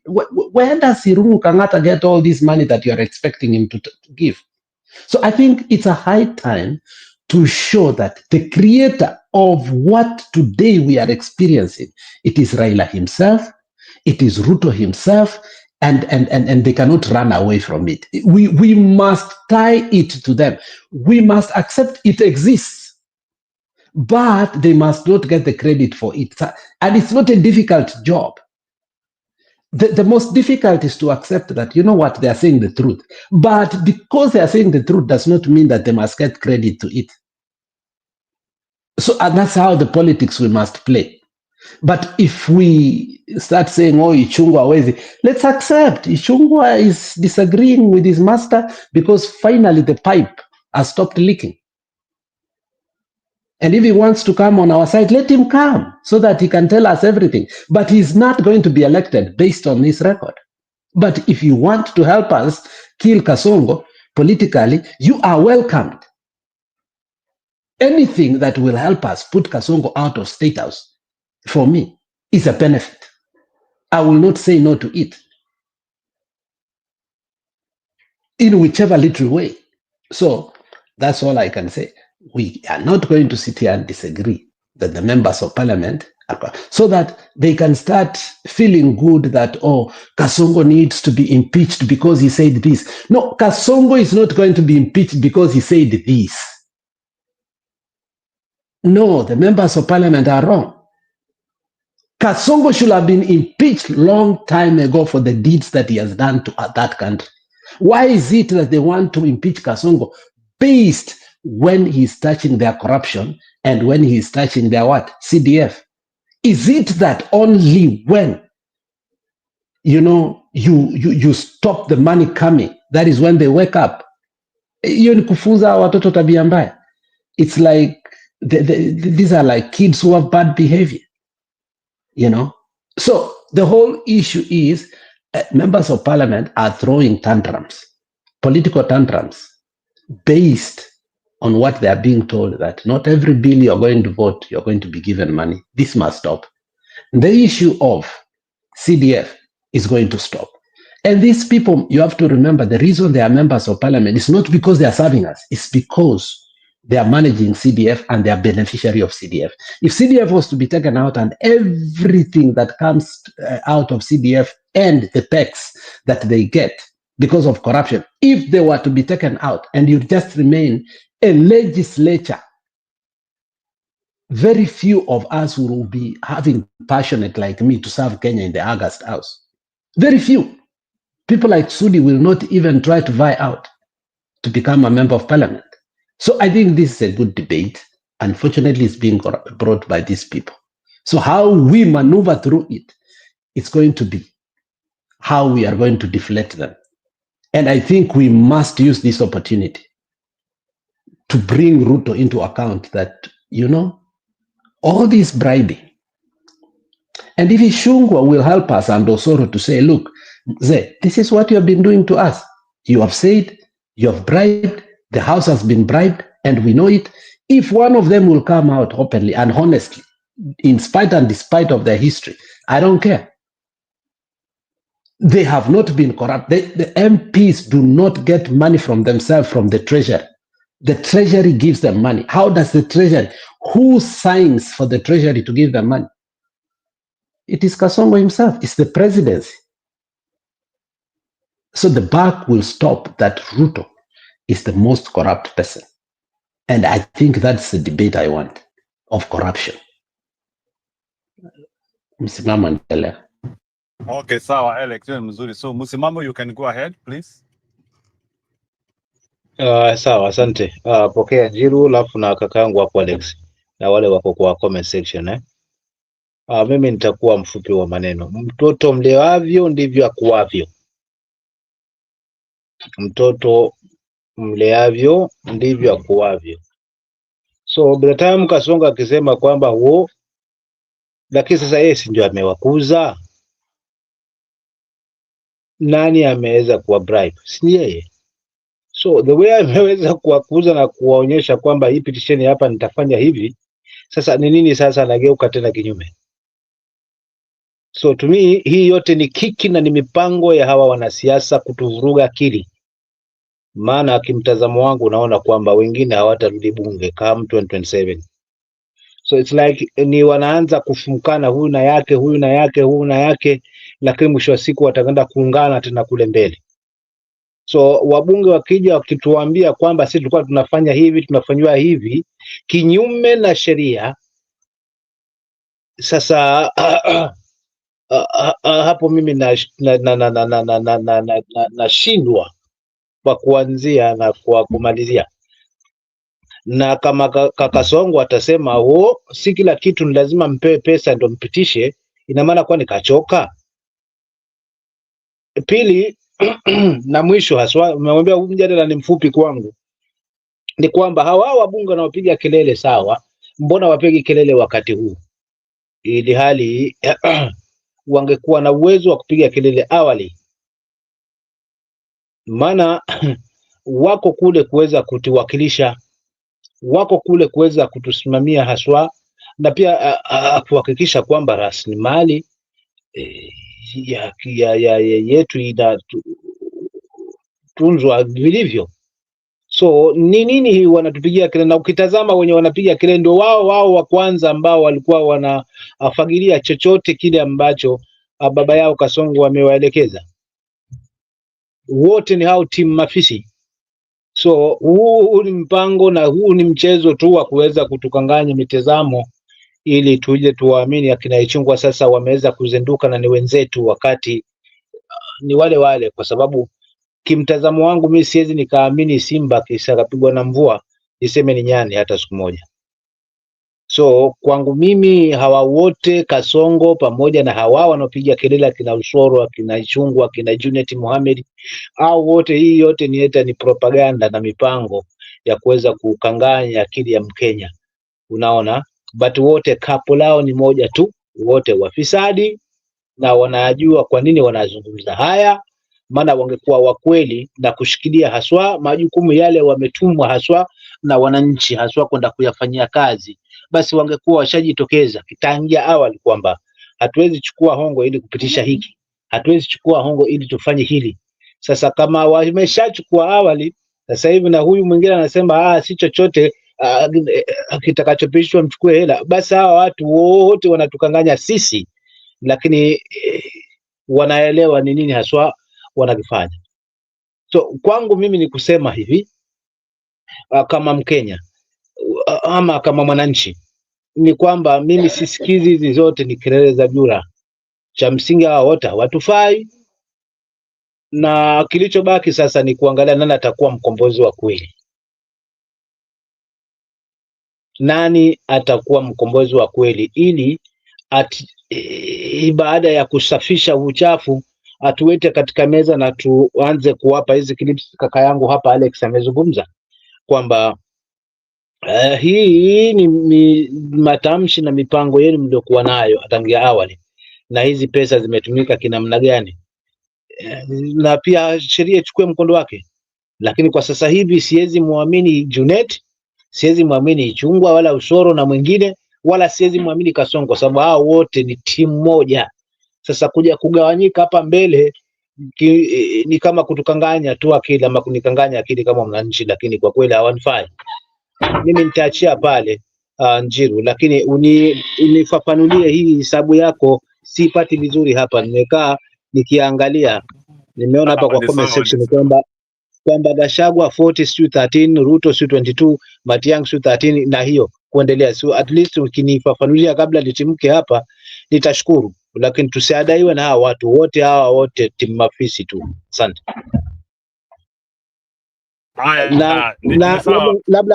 Labda la kuongeza tu ni kwamba wanajielewa, hawarudi tena katika bunge. Kwa hivyo hili ni kama kiki ya kutafuta swa kwa mwananchi, ili at least tuone ni wenzetu, na pia wapate angalau msamaha pia wa kuona kama wanaweza kuchaguliwa tena, swa kurudi haswa wakafanya yao. Asante. Haya, sawa, msimamo. Thank you. Sina wakati mwingi sana na sitaweza kungoja, but nitapungua tena jioni. So hizo clip nimekutumia mbili ilikosa ziko, uwezi yaka kwanza. Niko pahali na sina kompyuta saa hii bwana Alex, hiyo ndio shida, but nitakuja na nitazicheza, ina shida. I will once I start the show again, I will come and do it again. Please forgive me for that, but I understand you needed to do it. So, but let me explain these numbers to Bwana Msimamo. So, Bwana Msimamo, these numbers is approval rating for each one of them as per now. So, approval rating ni vile wa Kenya wangependa, yule mtu wangependa akuwe kiongozi wao. So, tunaona Gachagua yako na huo kipaumbele, like people feel they might want him. So Njiru, samahani, yani unasema Gachagua ndo pengine haswa wa Kenya wanamwamini kwa sasa hivi? kwa sasa hivi so it is ni approval rating, yani like the person who they might want. Na juzi ulikuwa na tetesi kwamba mimi sitaki kupata hizi information yu kama unakumbuka kauli zako, lazima nipate hii yako. Ayushua kwamba hii imefanya the whole over the country, or ni sehemu moja tu peke yake ndio imebase ndio ukapata hizo? Hiyo sio sehemu moja, hiyo sio sehemu moja bwana. Msimamo naweza kuambia hii ni data serious, hii ni data very serious, ndio nimeamua kuiweka hapo. Na sababu najua ni watu wengi sana wewe kwa mfuatilio wako uoni kama kitu kama hiyo inaweza kuwa ni ukweli in your own look, you don't feel it? No, on my own look is tunamtaka huyu jamaa yetu tu kwa sababu ya hii kelele na kuweza kumpa tumbo joto, lakini kimtazamo wangu bado kwa sababu kuna baadhi ya kauli ambazo watapangana, lakini mimi nakupea numbers kulingana na vile ziko. Kama atakuwa kiongozi mimi sijui, lakini kwa mtazamo wa watu kupendekeza ni nani wangetaka akuwe pale mbele, kwa kusema ukweli Gachagua ako na huo mvuto, ni positivity rating. Mimi sina la kusema hapo kwa sababu chochote uongozi unatoka kwa Mungu chambilecho, japo tu kuna manebii wa uongo, so let it be. Kama ni Gachagua, kama ni tutaona. Mimi sina shida. What I need ni Kenya ambayo itakuwa ina tija kwa kila mtu ama kwa kila mwananchi, na rasilimali zetu zinasimamia so nitachia hapo. Haina shida.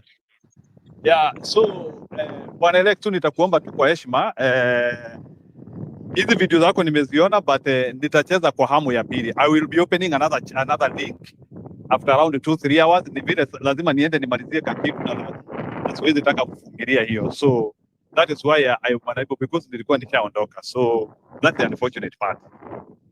Go ahead. No, that's okay. Yeah, that's okay. Wewe nenda umalize hako kakitu, sio hata kitu ni kakitu.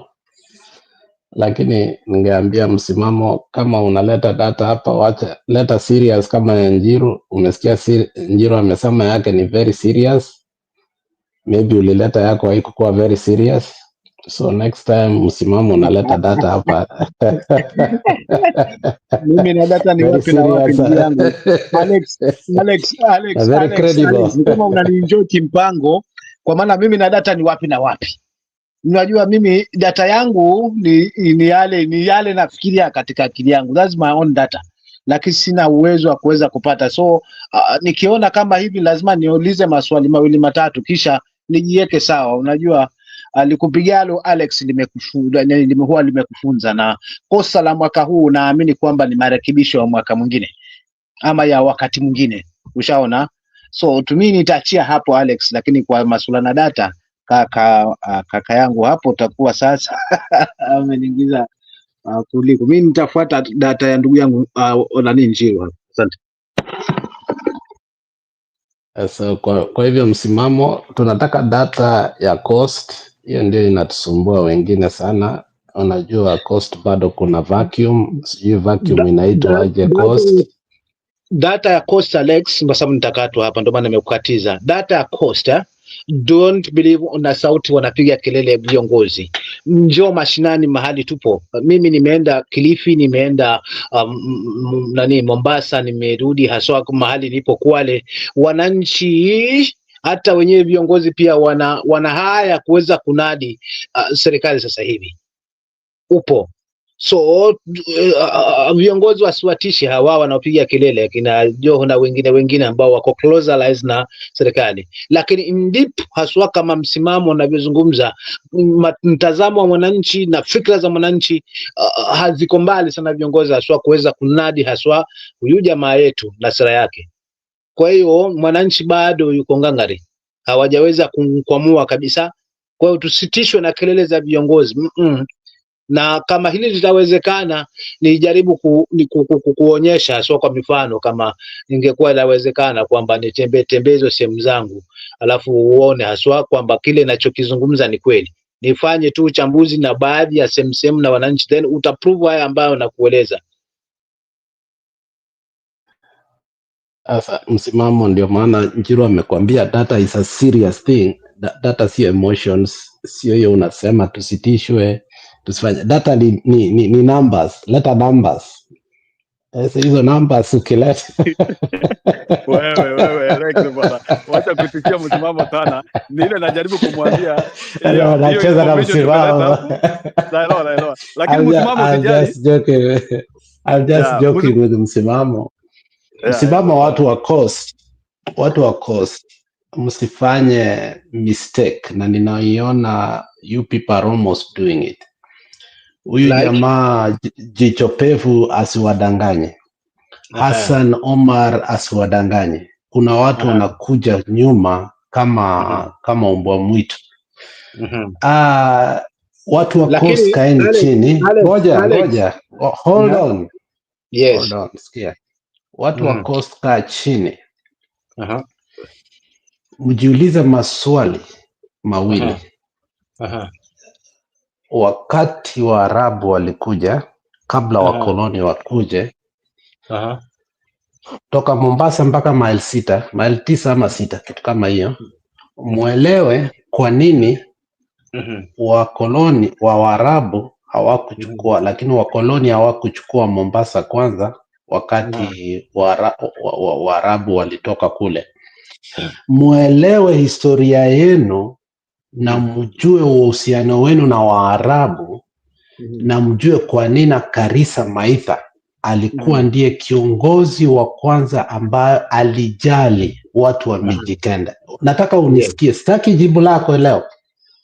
Mkikaa chini mjue the vision of Karisa Maitha, hamungefanya mistake ya Joho, hamungefanya mistake ya huyu governor yuko today, hamungefanya mistake ambayo mnataka kufanya ya jicho pevu ya Nyali, hamutaifanya. Na amusifanye pia mistake ya Kingi. Kaeni chini muongee kama watu wa pwani. For the first time mkuwe na leader ambaye atawatoa katika Waarabu. Waarabu hawawezi acha watu wa Mijikenda, na hii sio ukabila, lakini Waarabu hawawezi wachia siasa yenu, na wamechukua misingi ODM kwa sababu wako na hela na pesa. Wamechukua misingi sasa hivi kwa UDA na Ruto kwa sababu wako na hela na pesa, na watachukua chochote. Watawapea tu speaker, watawapea hii, lakini ikifika madini, ikifika bahari, ikifika why was Joe given mining and blues economy? Because of what these people have always perpetuated. Nyinyi kaeni sasa mjikomboe. The first thing is not even election. Mjikomboe kwanza kwa sababu hamjai kujikomboa. Every election we cannot talk about nyinyi kupewa title deed. That is, hiyo ni kama sisi kuambiwa what we were given 1963. Title deed Mkisia alipewa 1963. Nyinyi bado sasa hivi mnaongea juu ya title deed. Alex, I wish I could have your number, then I could join you kuna group fulani hapo ungepata majibu yako yote. Ni nini kiko kosi? Uacha hizi kelele za hao watu tayari washatemwa kitambo. Kuna mikakati mingine. I wish I could join. Ningepata hiyo namba ningekuweka kwa group fulani. Uangie tu hapa, hata kama utatoka sawa, but uone kile ambacho kipo sasa hivi. Sawa, acha tumpe wewe, rudi hapa after 3 hours. Unajua Njiru ni mtu wa data na namba, akisema 3 hours akiona 259 imefika utamuona hapa. Okay, anyway, I appreciate brothers and sisters for coming in the show. Part of the reason why we decided to be incorporating data in our show is to guide the conversation. We don't want just to go blind. Bwana msimamo, unajua tutake tu tunasema tu ati tunaenda. So we want, as we talk, we can be able to connect points. This is what is happening. Kama sahi unaona Bwana Ruto, you know, and Bwana Alex, I think you can confirm that to me. If Ruto numbers are not going to rise to 30, how is he going to surge himself into a second term campaign? Maybe is he going to quit? What is he going to do? Because that would be a very even risky thing for him. And you know, right now there are ways of confirming now popularity yako. what is it going to do? I don't think that will be at a point whereby hata kama unaenda kuiba kuna uwezekano watu wataelewa. Unajua wizi ya kina Moi ni ile unasema umeibiwa, lakini saa zingine unashindwa na kuelezea umeibiwa namna gani. Ruto ataenda tu kuiba tu even when he is not having numbers. Ni swali nauliza tu. Bwana Alex, can you guide me on that? Maybe as we close. Your question is not is a little bit ambiguous. Can you, I mean, Iona, a little bit, can you narrow it down? Oh, okay. The narrowing is if Ruto is not going to improve his numbers to numbers which you can earn during campaign. You know, for you to go to a presidential campaign, lazima ikue, the numbers which are remaining lazima zikuwe ni zile ndogo. If you do 50 plus 1/2 is around 25. You are not even halfway. What are you going to do at that level? You are below a half, and you need 50 plus 1 to win. That's the. You know, question. Ruto. Are you going to quit? You know, Ruto has never had the numbers. Ruto has always built a perception. And he built a perception of the mountain. And Gachagua has told you how he built it. Akajua hata kuimba Kikuyu. He always spent every day Ukikuyuni. And he built that narrative. He won. And I told you yesterday, he has mastered the politics of the Luo. He is always in Homa Bay. Whether Belfast accept it or not, the center of lies in Kenya today, in the politics of duplicity, lies in Homa Bay. So the question is Ruto going to create the perception while we are looking at him and we accept it? That is the first thing we might ask ourselves. Ruto has never had numbers. We need to acknowledge that. Raila himself told him that hakuna vifaranga vya computers. And because the mountain accepted that, that narrative, they ended up putting him a deputy, ended up giving him all this that he wanted. Are the Luos going to do that? We are seeing the same trend going to happen. So until we accept that Ruto has never had numbers, until Gachagua comes openly and says the truth that, you know what, we never won election, this is how we won election, this guy was declared, and the reason who declared him, and how we took uongozi, that is one thing we want Gachagua to help us. Aseme tu kweli kabisa hatukushinda uchaguzi. And once that happens, Ruto will not win any election and he will not steal, because Gachagua has put him on what? On notice already. Alimwambia hii kitu itakuwa kama 2007 itakuwa ni nini? 2007 itakuwa ni kama Christmas. But he must come out and say that this guy has never had numbers. So ukisema ati Ruto only had 30%, when did Ruto have 80%? When did he have 50%? It's like you're giving him credit that he has always had a higher number before. Ruto has never had that number that you're talking about. When did Ruto have even 30% Nero? Sawa Mkereketo, nimekubali swali yako. You see, I'm just trying to ask like a person who my numbers are these. So where do you start? Msimamo wewe sasa umeshinda hii mada. This guy hajui data. Hii 30% sijui ametoa wapi. You are really questioning him. Sasa hii 30% umetoa wapi ya Ruto? No, Ruto is not at 30. Ruto is at 22.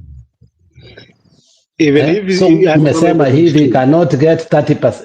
You said if he cannot get 30% because that was the proposition you told him. If you don't have 30, you cannot go to a presidential race. You know, even here in America, like in America, you know very well, for you to be a formidable presidential candidate, you have to have at least 33. Hiyo ndio inakuanga magic number, 33. At least wanajua ukiwa na 33, hiyo ingine unaweza ongezea through rhetoric na mambo ingine. Sasa uko below 30. Where do you start? That was the question I was asking. Is it not a time to bolt up? That is why. Yeah, that's why Gachagua is important, and that is why I was disagreeing with you with Ishungwa. That's why I disagree with you with Ndindi Nyoro. That's why I disagree. If these people can come boldly and look at this person and say, you never had the numbers, even that alone, we are not going to elect them. But the little they will do will be very helpful on our side. We cannot just start saying that huyo jamaa tumutaki akikuja nilikuwa nataka, it's like, you're acting, like let me not even go there.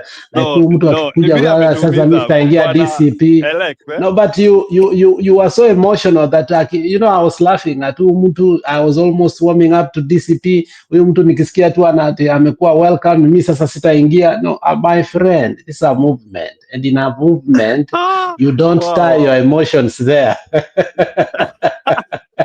No bwana, ni vibaya There is sana. one Can you agenda. imagine, eh? Let me Can you tell imagine you. Ishungwa kwa high table? Hold on. Eh? Hold on.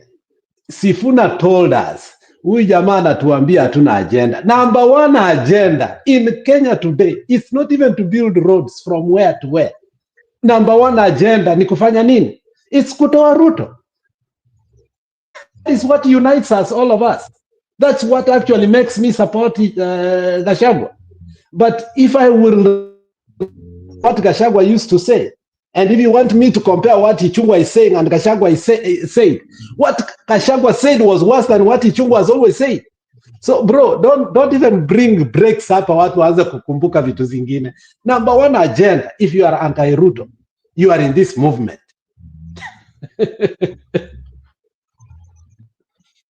Haya, sina maoni. Naona Kipurira amekuja. Sasa Kipurira ni mtu mwingine wa data. Sasa Kipurira tuambie His Eminence atatoa numbers wapi? So you just tell me how this how this poll was created, what scientific method was done. What were the questions that were asked for this poll to show popularity? Are these questions that are geared towards the favorability of Gachagua, or are they general with some negative questions towards him?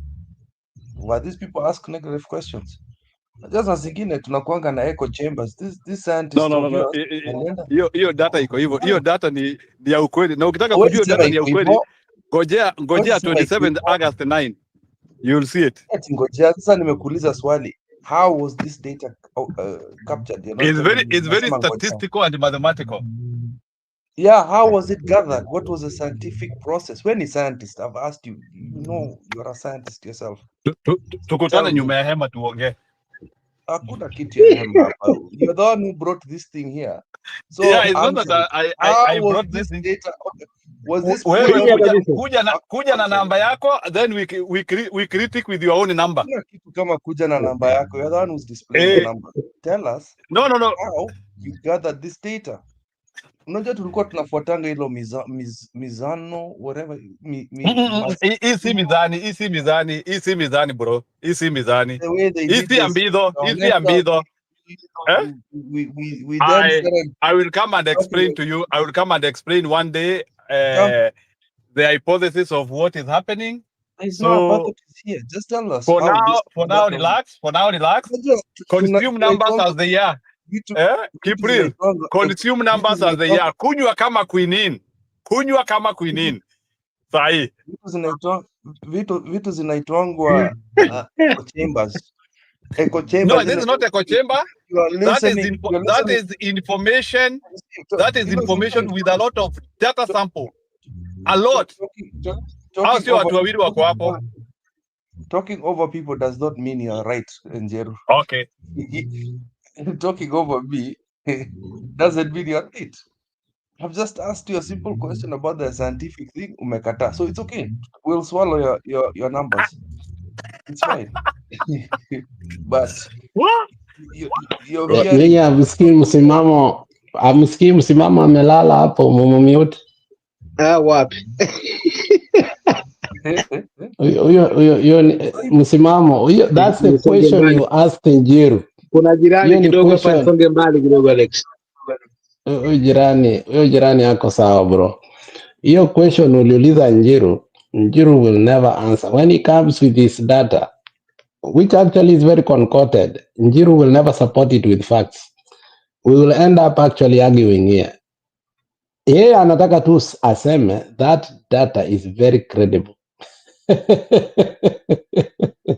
Na anamalizia hapo. And you know what? This is what will cause this channel to be disbelieved and watu wafikirie we are playing games here. When you bring such serious data whereby somebody is 40%. I took a lot of time to explain. in the previous channel, in the previous video, I took 2 hours to explain this data. 2 hours. I took 2 hours. I showed graphs. I showed methodologies. I said it is data which is coming from APIs. Na nimemaliza hapo. I took a lot of time. So I think people are not privy to this. I can create an API from my backside also. Just because you're using big languages about using APIs does not mean it doesn't matter. It doesn't matter. Ndio nasema wewe enda utengeneze yako alafu kuje utuambie inatoa ngapi. It's nothing like that. You know, even when Republicans and Democrats go gather data, they could even come from the same company. It doesn't mean that they're going to be beaten. It is just gathering information to see how viable each candidate is, how viable they are. Just like you said, it's gathering information to see how your popularity is. It does not mean that it's a secret. They don't hide these things. These things are usually public. Ineko kwa Fox, ineko I kwa did not say it is a secret, unaiona but hapo, I say the pundits go ahead and tell you where it was from, what methodology was used, but wewe unakuwa defensive I immediately. said that in the previous video. So I will share that video again for the explanation. And I said all the time. We even did the question one. So we have two methodologies. In fact, that we are even polling Ruto and Gachagua here next week. So wakati ulikuja hapa ukaleta shida sana. We have actually aligned this data with even some other people with other channels. They have also done the same poll. Unajua, so kuna watu wengi sana wamefanya the same poll, and actually they have verified our methodology. So we are not extremely accurate, but we are there. We are there. You did YouTube and TikTok polls. We have been verified. Kuna watu wengine kuna watu wengine wamefanya live poll and they are saying our data is almost there. Is almost there. Kuna wengine wamefanya live poll, by the way. In fact, even another person did it, and it was actually even more generous to Gachagua. Gachagua was in the ranges of 49. You have to be very careful. But I'm anyhow, not I want saying to talk I'm about not supporting Gachagua. It's not about supporting Gachagua, but data ni data. So mimi nawekelea hapo. Please, bana, But you're a sycophant. You're a sycophant. You're a sycophant. Kubali. Si mbaya. It's no, not it's bad. not about sycophancy. It's not about sycophancy. It's about giving the information as it is. So No, it's you're really trying to use the if the information is scathing, not a must ikuwe hapa. I can be consuming it on my own self. Naweza kuwa tu nikitengeneza tu. I just joke with the number. You know, these numbers are not a must to be here. The video too, I'm just standing them as an added advantage to cherry our conversation. Like to coloring to our conversation. But we can be abstract as we have been. Yeah, ina shida. Yes. Let's talk serious things. I want to talk about the topic today about the Ruto coming to hit Parliament. It's quite a shame that Raila is being used to do that, because hii ni kitu imetoka kwa wazungu, by the way. Wazungu wants to make sure that this thing called evolution is actually done, because wanaona kwamba wananchi wanaumia, na where they want to invest and take over from us, wanaona kwamba watu wafanyi kazi, country is not producing. The country is not producing, but Raila is the go-to. Raila has mashed up his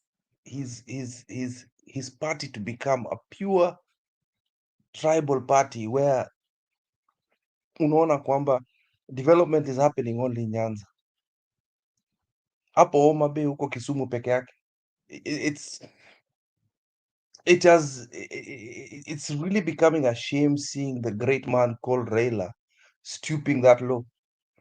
And you've noticed that, if you notice now, the people from Central that are in UDA now, yeah, it looks like they are being what's it called? They're being they are being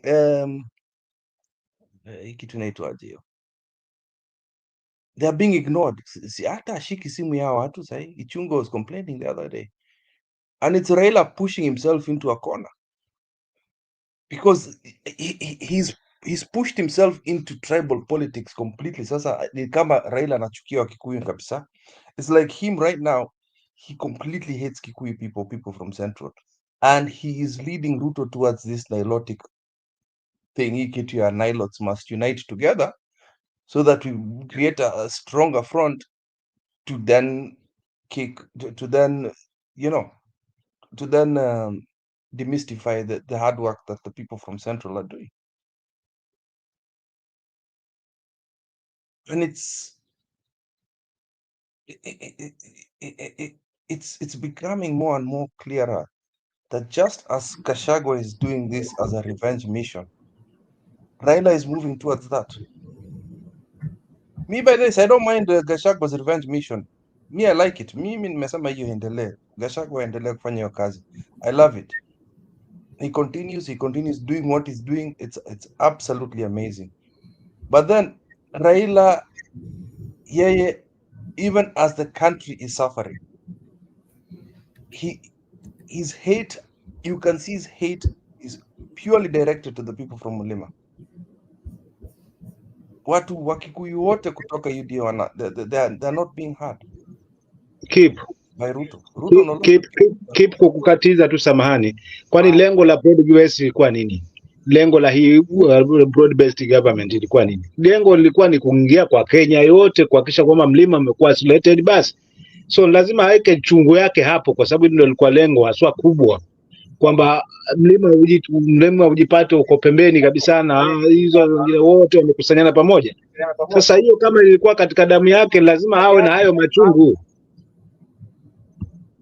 Kuna uchungu mwingi sana huo mtu.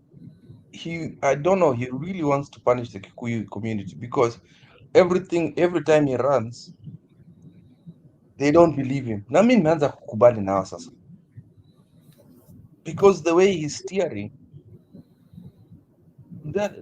the stories are true. You know, it's better that person that you see he's the full, what do you call it?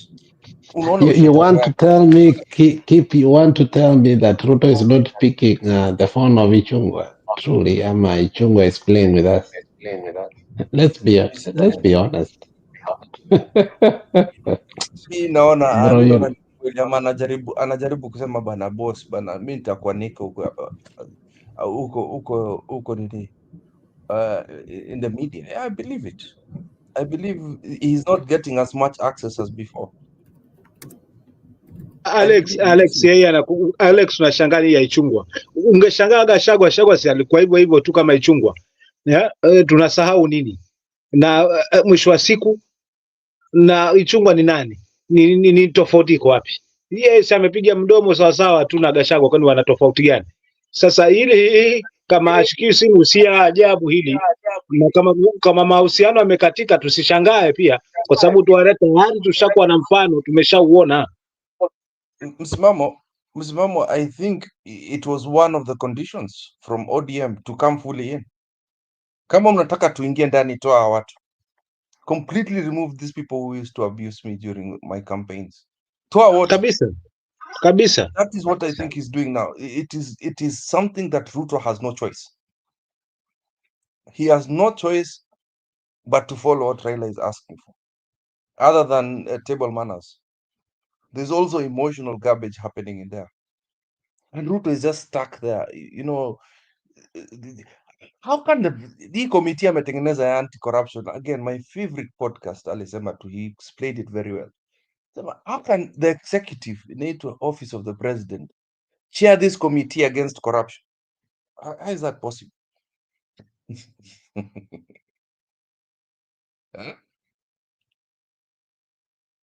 Now, when you know ODM, I know, Alex, you are saying that yesterday ODM is not going to die, but it will never come to its glory.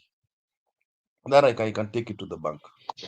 You know, if you understood what I said, And you need to understand every party in a metamorphosize, and especially when it is getting out of its key, principle that it was built on.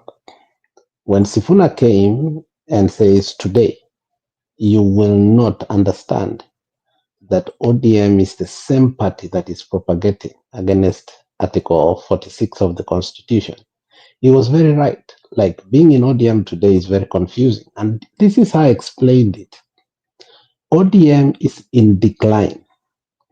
However, they want to create a perception. And it's going to be a strong duplicity perception. And they have already created it to the people who do not understand. For instance, when you say development is being taken to Luo, Nyanza. In fact, some people say Nyanza, and I laugh. Nyamira and Kuria land and some of Maragoli land, Ukokule Maseno going there, and Nyamira and Kisi are, and some places in Bomet. Hold on. In Bomet are in Nyanza. Are they benefiting from this? No, they are not. And even if we were to say Oma Bay is benefiting from it, is it truly benefiting? We had a scenario a couple of years ago whereby Kikuyus totally believed that Rarieda constituency by Tuju is the best constituency in the whole country. Why? The guy will bring ambulance, so on and so forth, and the clinics and put there and put a show because he's a media person, and you will think that Rarieda is the most functional constituency. Today, Otenda Molo is there, is building actually mad houses because the people are homeless. And you ask, then what did Tuju do? So they are bringing a perception that is so strong that the rest of the countries are believing that development is being taken to Luo Nyanza, which is not being taken there. Actually, there's no development being taken there. Those are shants being built there and lying to people. And then when you get out of their house, the way Kashagwa said, they take the tractors, they take everything, and the next time they come with a show. So this perception they are building through the media, through social media, and through everything is what they are building on. And I say, let's be very careful. In as much as ODM has died within its membership, there is something Sifuna said that we have 5 million people as ODM registered member. Where are the names coming from? Who is registering? It's Kasongo who is inflating the numbers through paying money to the ODM, and they are thinking that they're having what? Membership. And why are they doing that? Because they are eyeing the election. These are the numbers that they are going to use. I told you, these are the building blocks. They are doing it right in our eyes, and we want to do what? To deny, and as we are denying, they are doing it by force. And I said, we must dismantle, we must question who is paying the 100,000 and registering as ODM life member. Why were it 2.7 all of a sudden they have become how much? 5 million. Who are these 2.3 million? Are they not added votes that Ruto is looking to add in Nyanza? That's what I was saying. The perception that is creating, that is very strong, that even Sifuna is riding on by saying ODM is the biggest party. And then Ruto tells him, we are the founder members of ODM. The next time ODM and UDR are coming to a PG meeting, do you see the perception they are creating? That is what I was saying. That down here, as we know that ODM is dying, but this is what they are doing right in front of our eyes. What are we supposed to do? That was the question. We must do something, not to let them create that perception. In Parliament buildings today. Now, the Speaker of the National Assembly, that is Justin Muturi, today made unprecedented move when he led members of the Powers and Privileges Committee to inspect ladies' lavatories at Parliament buildings to verify claims that MPs received bribes in toilets to shoot down a controversial report on poisonous contraband sugar. Now, last month, Kiambu woman representative Gathoni Wamushomba told the committee that she overheard fellow MPs discussing how they were bribed by Wajir woman representative Fatuma Gedi to vote against the sugar report. She, however, said that she did not identify them as they went silent and did not come out of the cubicles until she left. But when Getty appeared before the committee, she denied bribing members. Members of the Powers and Privileges Committee were to visit the washrooms last week, but shelved the plan last minute under unclear circumstances. Journalists were blocked from accessing the toilets during the fact-finding mission, which lasted almost 10 minutes.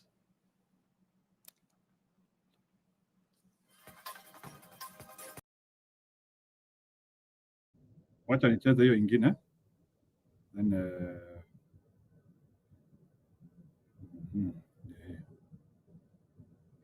has revealed how the Kenya Kwanza Alliance used a lot of money to manipulate opposition members of parliament to keep away from parliament during the recent voting on the controversial finance bill of 2023 that led to its passage. Osoro revealed that they had to bribe several opposition legislators to defeat the opposition during the vote on the bill. What transpired on the floor of the National Assembly that saw the opposition coalition Azimio unable to raise the adequate numbers to topple the controversial Finance Bill 2023 has now taken a new twist.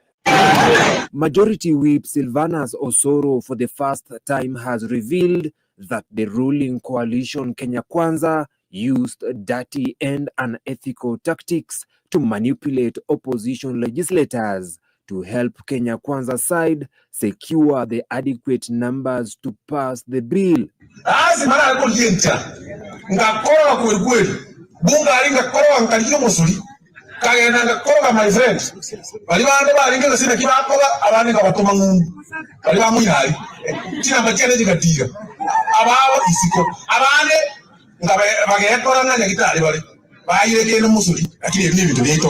Osoro argues his job as the majority whip was on the line.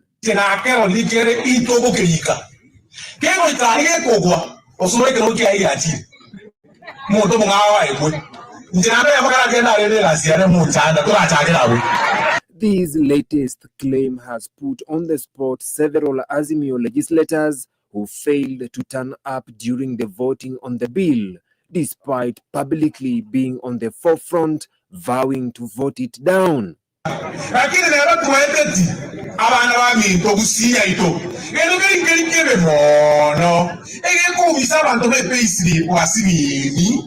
ODM top leadership had summoned 28 of its members who were absent during the voting for disciplinary action. And with this latest claim, the leadership now has ammunition to corner their troops who had gone missing in action.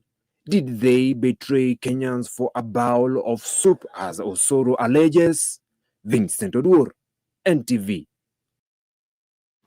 Now back to matters. Imagine bringing your side project to life.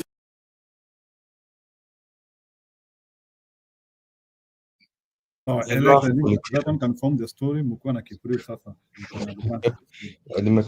Yeah, let me go back, and I think this is what I was telling you. You know, when issues like today arise or yesterday in Kenya, and now Osoro want to sanitize himself, Ishunga want to sanitize himself, Junet want to sanitize himself. I saw a barrage or an avalanche of MPs trying to sanitize themselves that we want to know how we are. Don't take a little bit of us who are this and this and this and then castigate the whole house. ABC. Osoro is here in my own mother tongue. Unfortunately, I hear it very well. He say, Omosori. He say, Omosori means soup. We organized and we had to sit down and eat soup to defeat this. And what we did, we had to do three kinds of things. There are those we arranged to travel and go abroad. There are those we don't know where they went, but we allowed them and we gave them money. There are those who went to the hospital. Okay? So later on, you saw that the opposition were missing 28 members, including Babu Owino. You have to remember that. Let us not vilify some members of parliament when you know very well that some have been eating with the government until that seat, they realize they might not get, a direct ticket to run for the governor. Now they are acting like they are with Gachagua. That is the problem we have with Kenyans. And because Ruto said yesterday that these people are And now they are castigating him. So we want to join the members of parliament and deny that these people are not corrupt. The August House, even the Powers and Privilege Committees, led by Justin Muturi, had to lock the women lavatories. And it became a crime scene because one MP, who's called Wadhoni Kamshoma, one of your most beloved women MPs in the mountain, was unhinged. She said she had Fatuma Gedi. And these are names being named here. Nobody is saying the anonymous names. And then we want to come here and be happy that now the members of parliament must call Ruto and impeach him for saying this. If Ruto has to be impeached, for me, it shouldn't be the members of parliament trying to sanitize themselves that they are not corrupt. They have given, look, even on the, and I want Njiru to put here, one member of parliament was defending why they should not be abused, and they say, if it is the finance bill, we passed for him. If it is SHA, we passed for him. If it is housing bill, we passed for him. Then why is he abusing us? Did you hear that speech? I laughed and I said, okay, this guy is proving. Njiru, put that speech so that our people can listen to why I'm not going to sit down and listen to our members of parliament come to here and tell us that they are going to use Power and Privilege Committee to call Ruto to impeach him. In fact, before Ruto gets impeached, this house, remember what was it Maraga said a couple of years ago?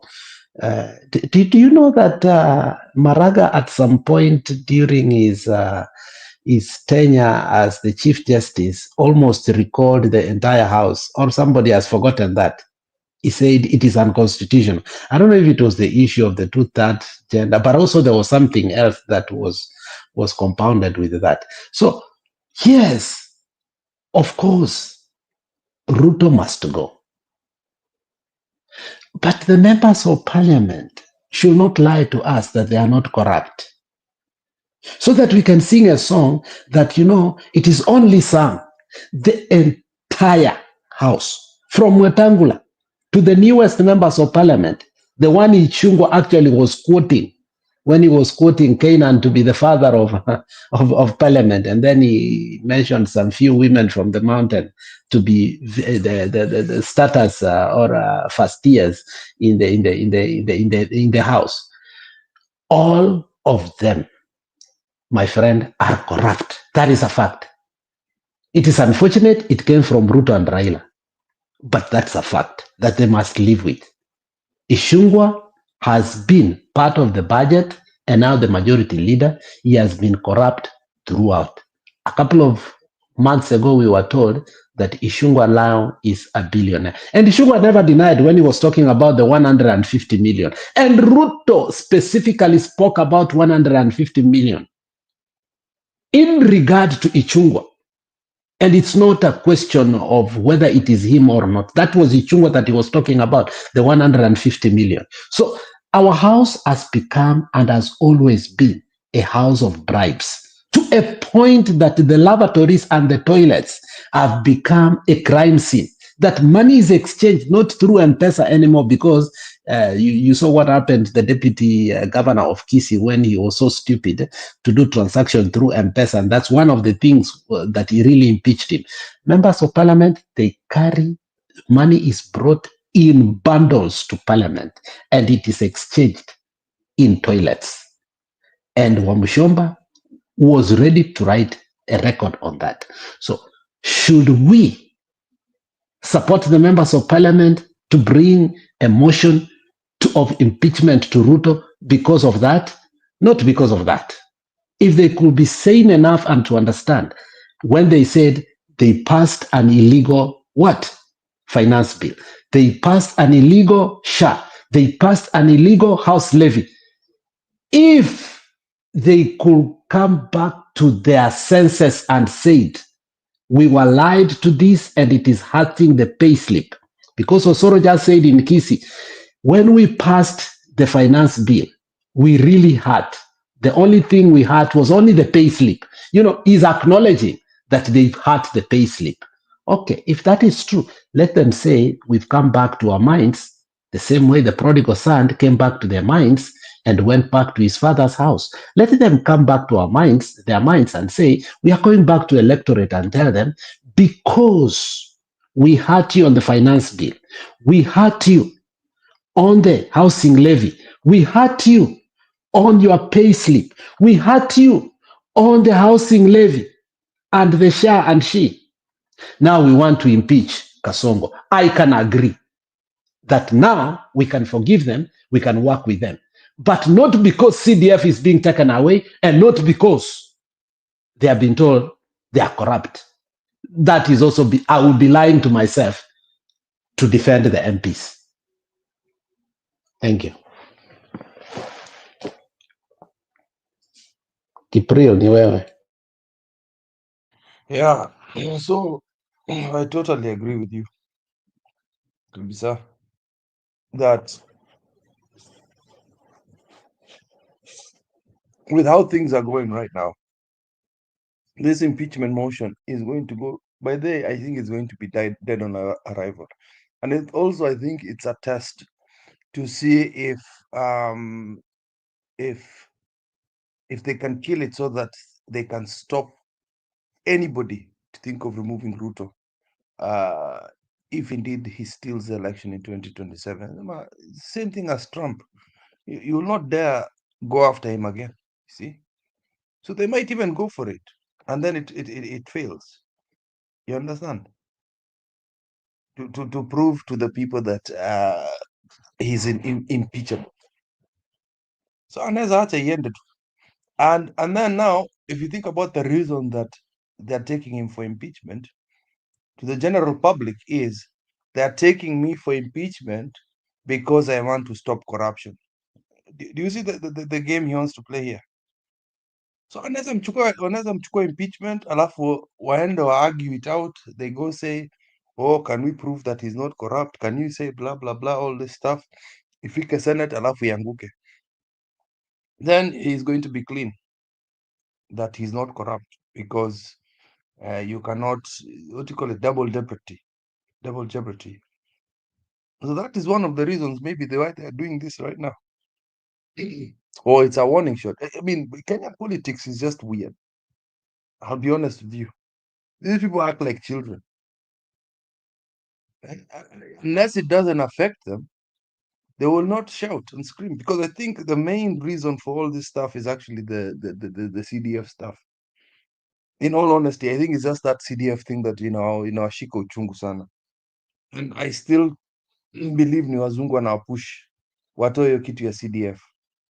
Iendelee ikae kwa makotini tu. Stays with the courts, never implemented in the constitution because it doesn't make sense. You cannot implement CDF in the constitution. If you implement CDF, toa governors, toa MCAs, remove all the devolved government, then the MPs will be in charge of these things then, of their own constituencies, of their own what you'd call lords of the lands or dukes or whatever it is. Imperialism. So they want it to linger in the courts. Sisi wananchi, our court processes continue. But this thing should have been removed a long time ago because it's illegal. It's anti-constitution. We've been here for 13 years and we've been fighting against county commissioners. We've been fighting against chiefs. We've been fighting against APs because this is not in our constitution. These are things that are removed by devolution. In fact, those people, chiefs, if indeed they are being put into the security, the part of the executive for security, it should be an elected seats like the way you guys do it in the US, Alex, like the sheriffs, where the governor is in charge of these chiefs. Governor, they don't report to the executive. Chiefs should report to the governor. And you elect a chief.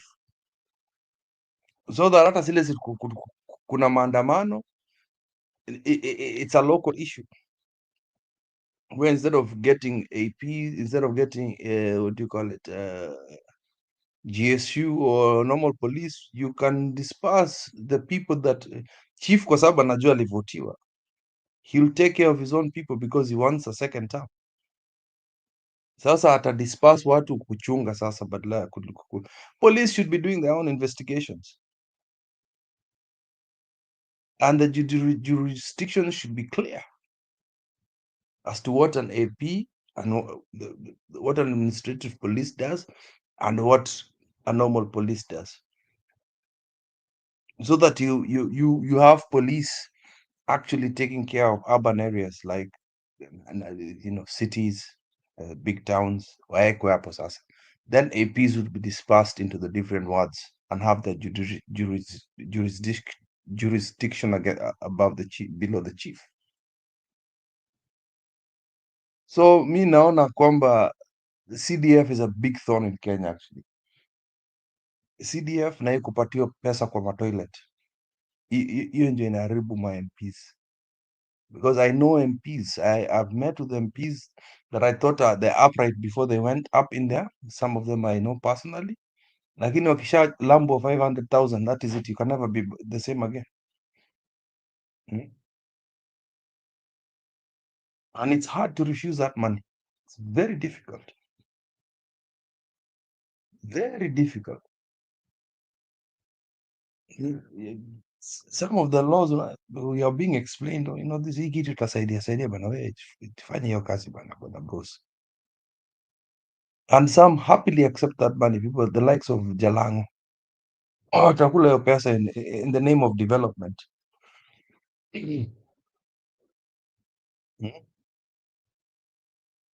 So for me, there's no, I don't know. We'll see what happens in 2027, I think. I think the most cured regions will be Gusii, Nyanza, Central will be cured, and I think even Nairobi will be cured from this garbage. All these MPs want to talk about it, because people are tired. Rift Valley tutakwama tu na wajinga yetu, but South Rift, I hope they'll also change their leaders. Mombasa, by the Alex, let me ask you about the Mombasa and the uko Pwani. How strong is ODM there? Because I saw the governor of Mombasa did not attend that PG whatever meeting for UDA merger with ODM. How is the strength of ODM in the coastal region? Because we've been hyper focused in Luo Nyanza. Yeah.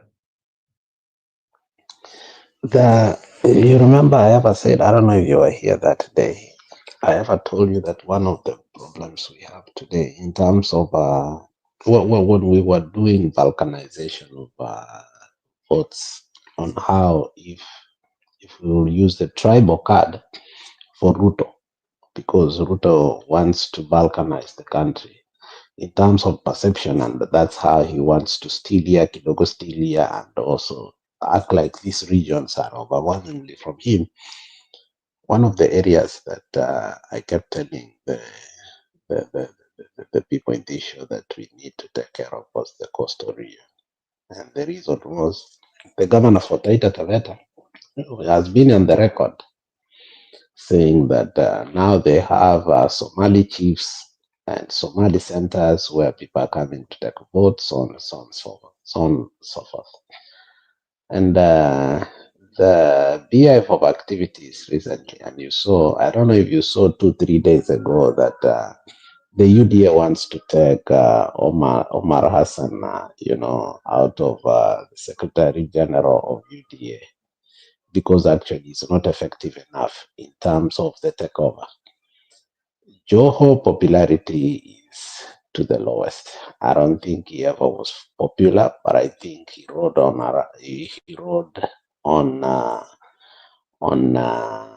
what can I call it?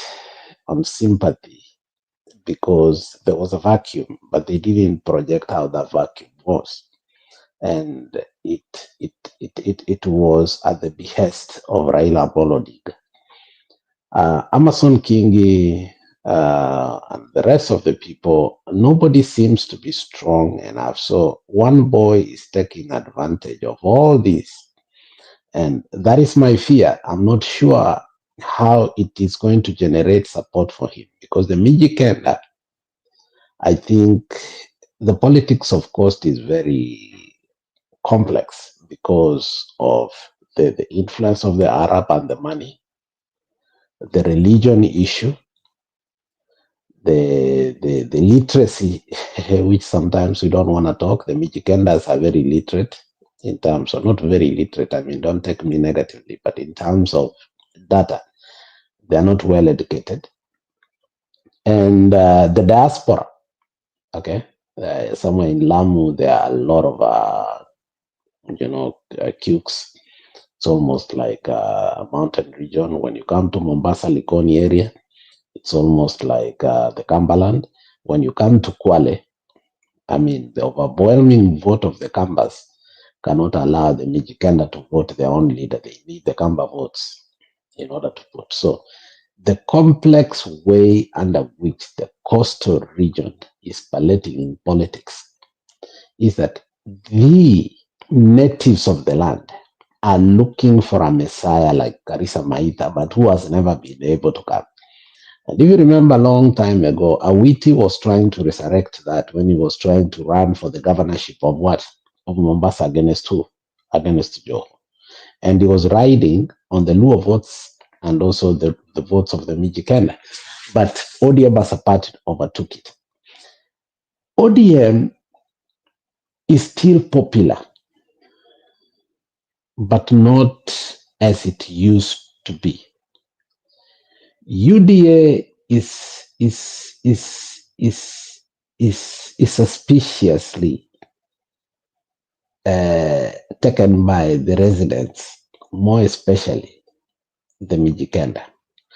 The Arabs who control the resources, the means of production, and you have always seen them at the center when they're running about the governorship, mostly of Mombasa, can always go any place, because for them what matters is being in the government, being in business, and remaining relevant politically and financially.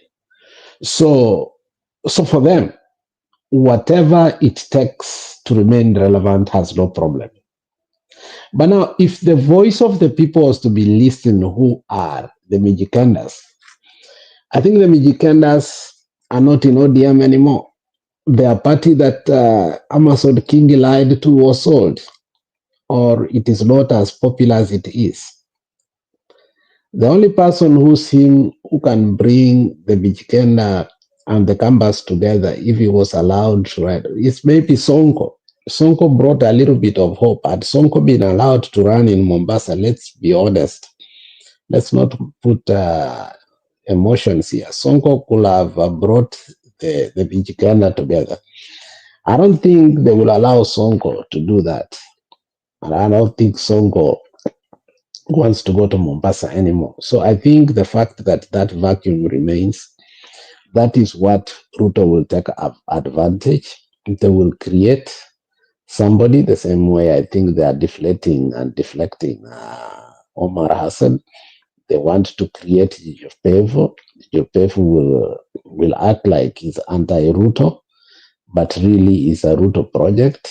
And I think he will start working with the people there, and he will get a little bit of sympathy votes from the locals. And he's a Muslim, therefore he can work with the Arabs too. So, and I think that's how Ruto wants to take over the coastal region. Okay. But I don't think the Shagwa is having a good and a strong plan. A person who could have taken the coastal region easily, and due to the fact that there are so many diasporans who are Kambas, could have been Kalonzo. I don't think Kalonzo is taking enough efforts. If you hear, last time Kalonzo was in the coast, nilisikia tu akisema that sijui nani alisema atatoka UDA ako na sisi, but you don't see him on the ground really working hard. If Kalonzo could have a tour from Lolongo all the way to Kwale and meet the Kambas, he can actually, been able to awake the Mijikenda votes and also the Kamba votes, and maybe take over the coastal region. But I don't think Kalonzo has been capable of doing that. In fact, Gachagua ametoka chini, was a villain and has taken over the politics of Kenya. So Kalonzo is not capable of going beyond where he is. Kalonzo is somebody who knows how to do quality assurance, which is stay in Ukambani, control Ukambani, let his son be elected and his girlfriend be elected as Machakos governor, and that is it. I think he's content with that. Beyond that, Kalonzo is getting money and political parties. So the coastal region now that remains in a vacuum. That's why I will conclude that ODM will have the perception that it's strong there. And what will happen? They will have vifaranga vya computer, unfortunately. But if Gachagua works hard on the issue of high cousins, that worked very well. Gachagua will take over. And given the fact that there's a big population of the Kikuyus in the Lamu, so if he gets somebody who is from the coast, loved by the coastarians, and if Jijo Pevu is honest, is working with Gachagua, as Kalonzo had said, and he transverses the region very well, and he works very well with the people. And I think we can take it over because it is a toss. I don't think they like Kasongo completely. So those are my sentiments about the coastal region, but those are personal. I'm not sure completely. Msimamo angekuwa hapa angetusaidia. I think there's a we misconstrued how the coastal region is population others. It's just that the Arabic or the Swahili nation is concentrated in mostly Mombasa too. Mombasa, that's where they're concentrated. The rest of them are your cousins, Alex. Huh? The rest of them are the Taitas, the Mboni. Yeah, but they run the businesses. They run the businesses Yeah, of and course. they run the counties. Unfortunately, Mashamba. like Kilifi, they run the county through the procurements. In Kwale, they do the same. In Taita, they do the same. In terms of votes, they don't have. In terms of economic empowerment and government stakeholders, I mean, that's the problem. That's because like the number one language, the number one, because Mijikenda is just like the Luya and the Kalenjin group where it's divided into sub-tribes. It's quite a large community. And most of them are of Christianity. But like you said, it's just the education factor and the fact that they need to be elevated to understand that with numbers they have power. And the way you said it, you kid your high cousins is quite a very important thing that needs to be played in the coastal region. Gachagua needs to sweep that, and Kalonzo needs to work a little bit harder rather than being a boardroom politicians kukunywa chai tu peke yake and going to meet in hotel rooms and going to form committees is not what politics is about, Alex. Huh? It is about going on the ground. And tachukua uchungu hapo, lakini ni ukweli. He should have pushed for his son Sonko to be in Mombasa. There are a lot of Kamba people in the coastal region.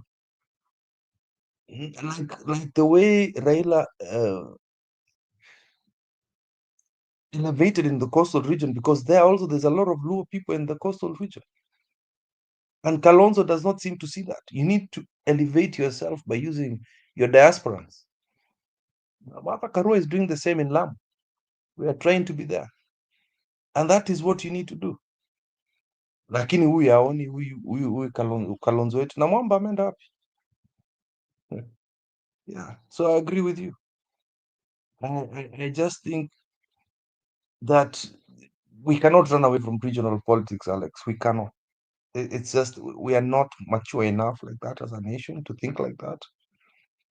And even in 2027, especially with the media, they'll keep subdividing things and said, this region is there, this hivi, nini. And you've scared me about one statement you said. how Ruto stole the elections in 2027. It was a perception of popularity in a particular region, then ballooned the numbers. All of a sudden, you'll find that the Luo nation have come out 100% to vote for Ruto. You would find that Rift Valley the same, and then now the Cushitic nation will also is where he's also targeting. And then now he takes little pockets like he did with the coastal region. He'll take pockets of the coastal region, aseme ni zake. And that is a scary thing. If we do not take care of that, we will be in trouble. Unless we also ask to jaza maballot, but tuongeze tuseme, yeah, this time the population of Central also ballooned, just like Nyanza. Fight fire with fire. You know what I mean? Alex. Yeah. You know, this issue of 5 million ODM registered member really scared me. I don't know where they came up from that 5 million. I mean, think about the figures they are throwing out here, and people think that those figures they are throwing are just figures for Sifuna to just scare us with. Those are real numbers that will be used in terms of Ruto stealing election. I mean, these people have been emboldened enough to tell us that, you know, tutaongeza, you know, all these people from Sudi, from Chergan, from Mandago, you know, from Kamtet. These people have said it openly, and we think it's a joke. It's not a joke, and when you look at some of the ways that they stole in 2022, even within our own regions, unacheka, because a governor receives more votes than the presidential candidate. Like, for instance, in Kisumu, people went and voted more for Anyang' Nyong'o, did not vote for who? For Raila. But then again, Ruto also gets about 6%. That's a lot. That's a lot. Now, this time around, if he goes, Anyang' Nyong'o gets 100%, Ruto gets 100%, how much more damage could he have done? And even he inflates, you know. You've seen previously in Central, you know, there's some regions were voting from 92% to 99%. And even some areas, you know, in Ajazwa, you know, 130,000 voters.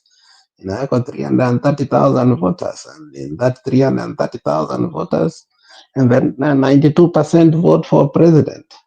You know, it's something we are saying that, look, how elections are stolen, it's not from, you know, it's not a hard thing for us to start seeing, you know, the mappings.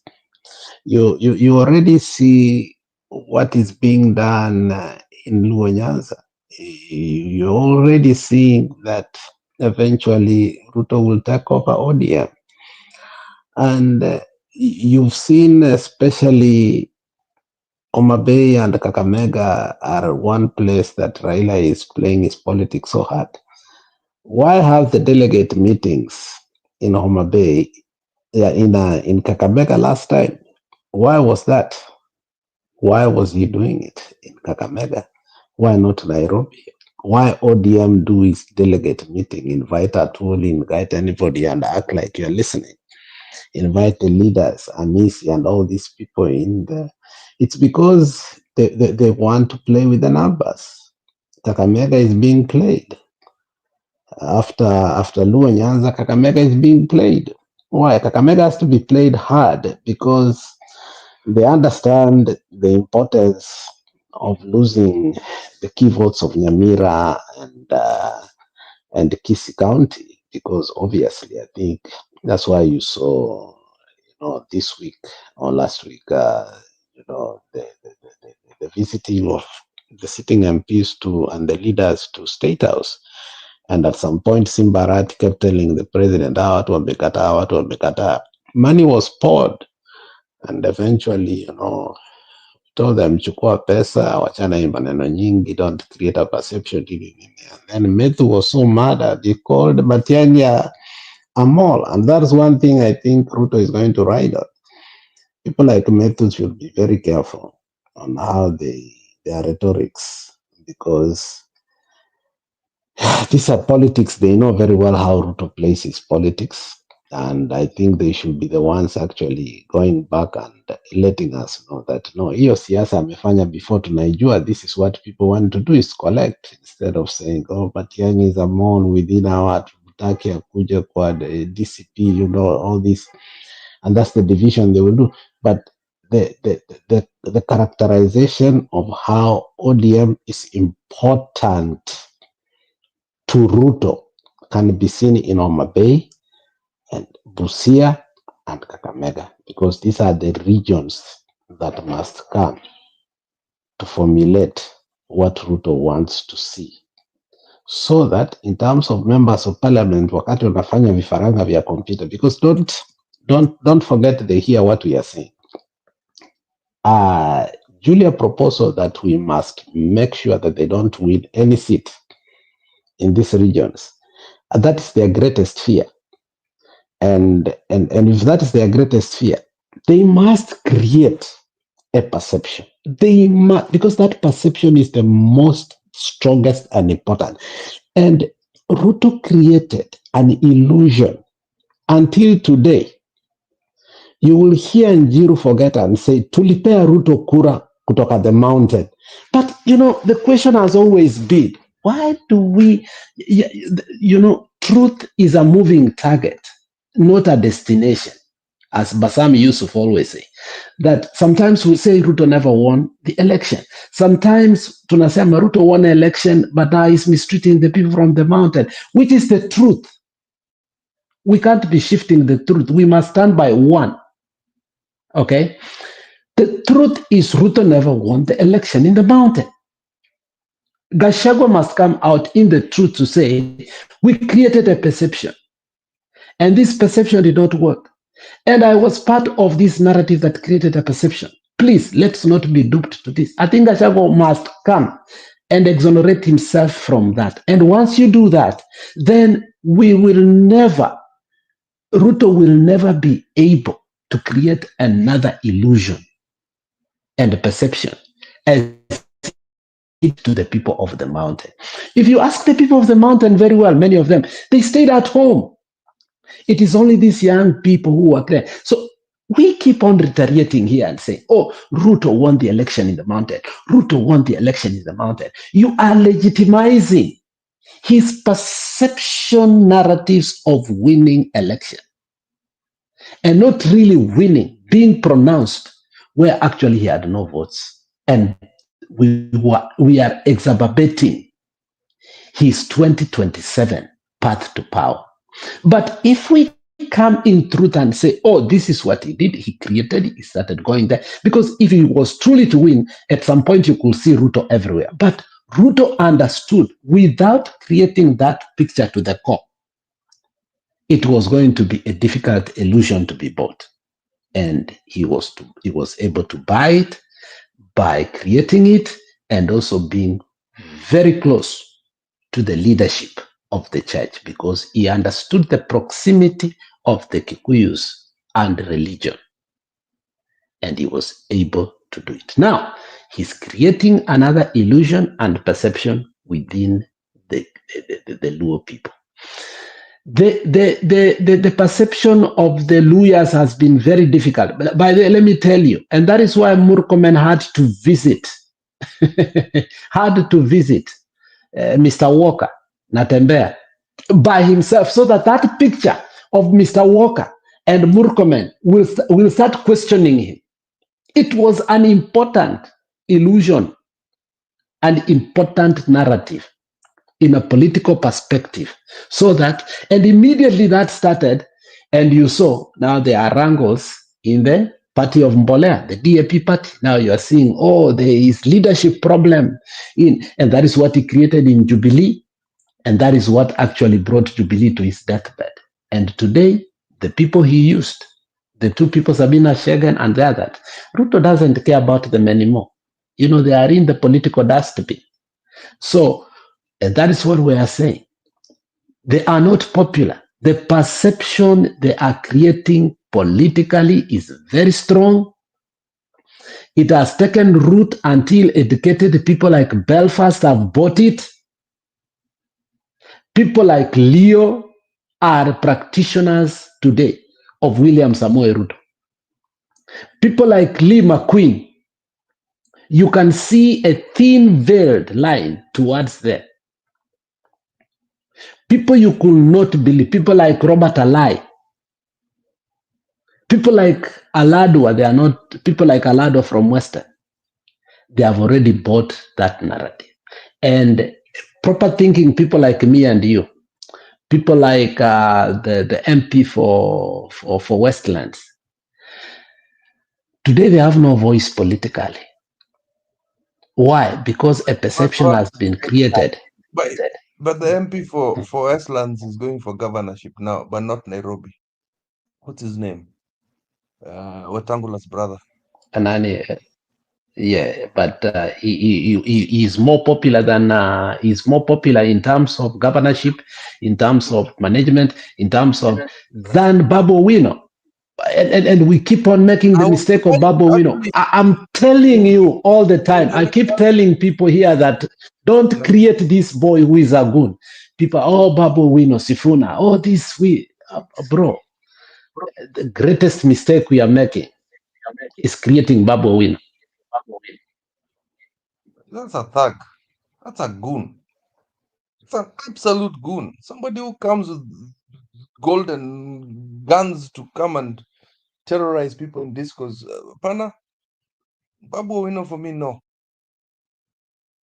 As for the perception of politics, I have never called Ruto president. Well, see, President Wangu, I think that seat is still vacant to date.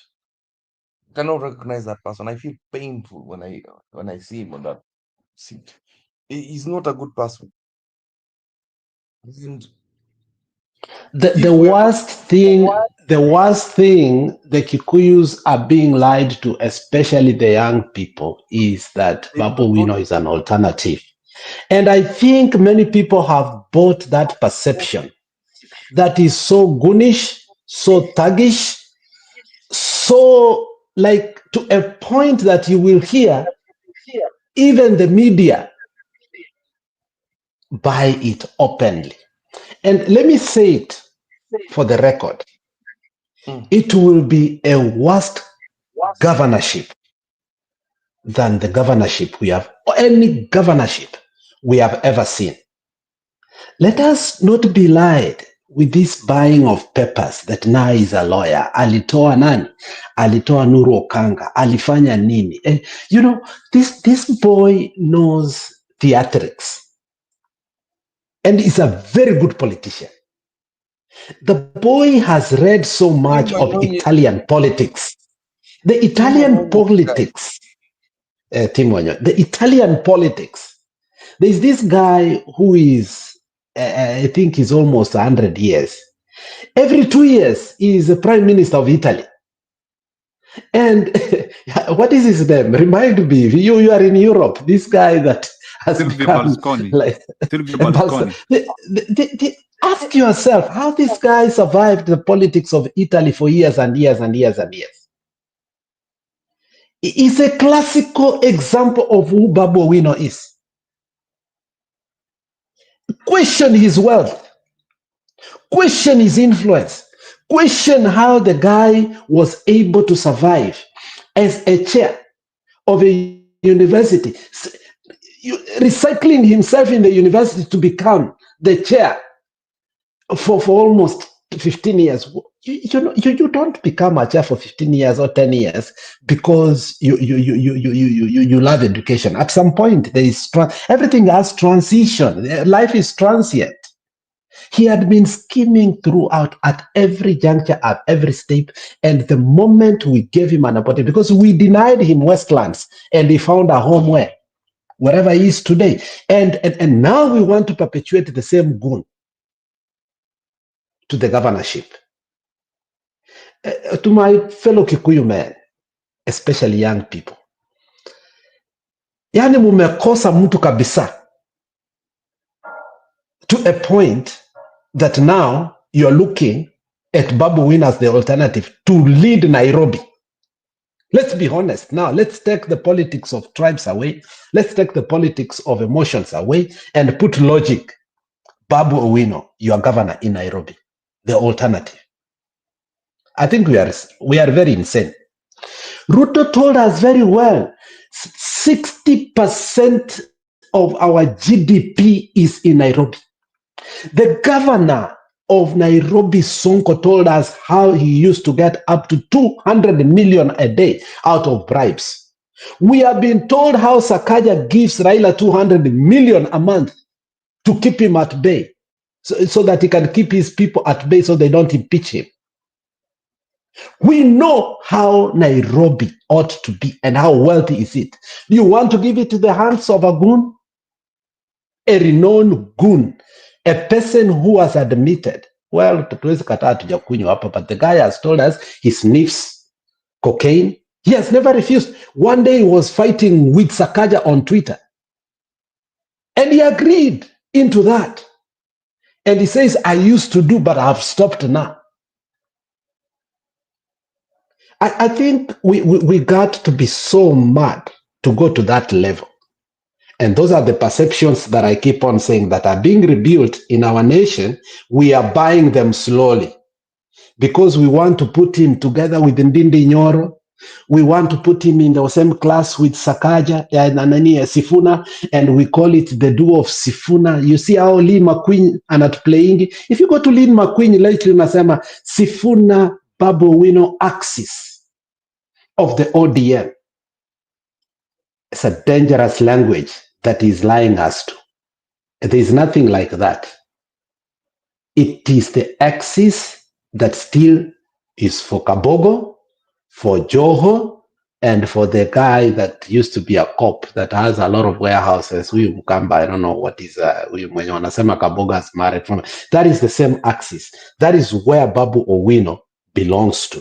He cannot be a governor. So I'm giving it as an example how the perspective and the perception to create Babu Owino as a new dawn in Nairobi, forgetting who he is, that is what perception Ruto will use to create the illusions of Luo Nyanza, the illusion in Kakamega, the illusion in the region of the Kushites, which are already, and that's where Gachagua is cascading in.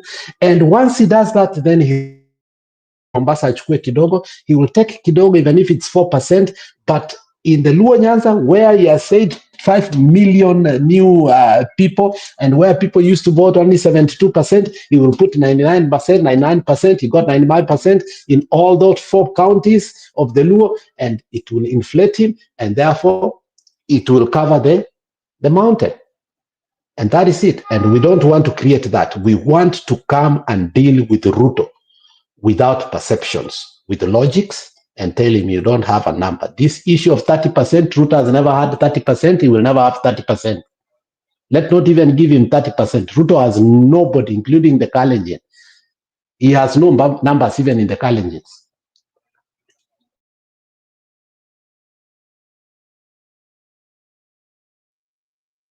Sawa, Kipril unaweza weka information alafu sasa we can conclude. Nimekutumia kitu ya Ichungo, umeona? Yes, nimeiona kama comes attacking. Party yako, unaona hiyo party yako anamwattack. It's true. Alex, it's confirmed from DCP Twitter that Ichungo is being thrown out. Anaangushwa. Yeah, we saw that coming a long time ago. Anaangushwa. Raila never forgives some people.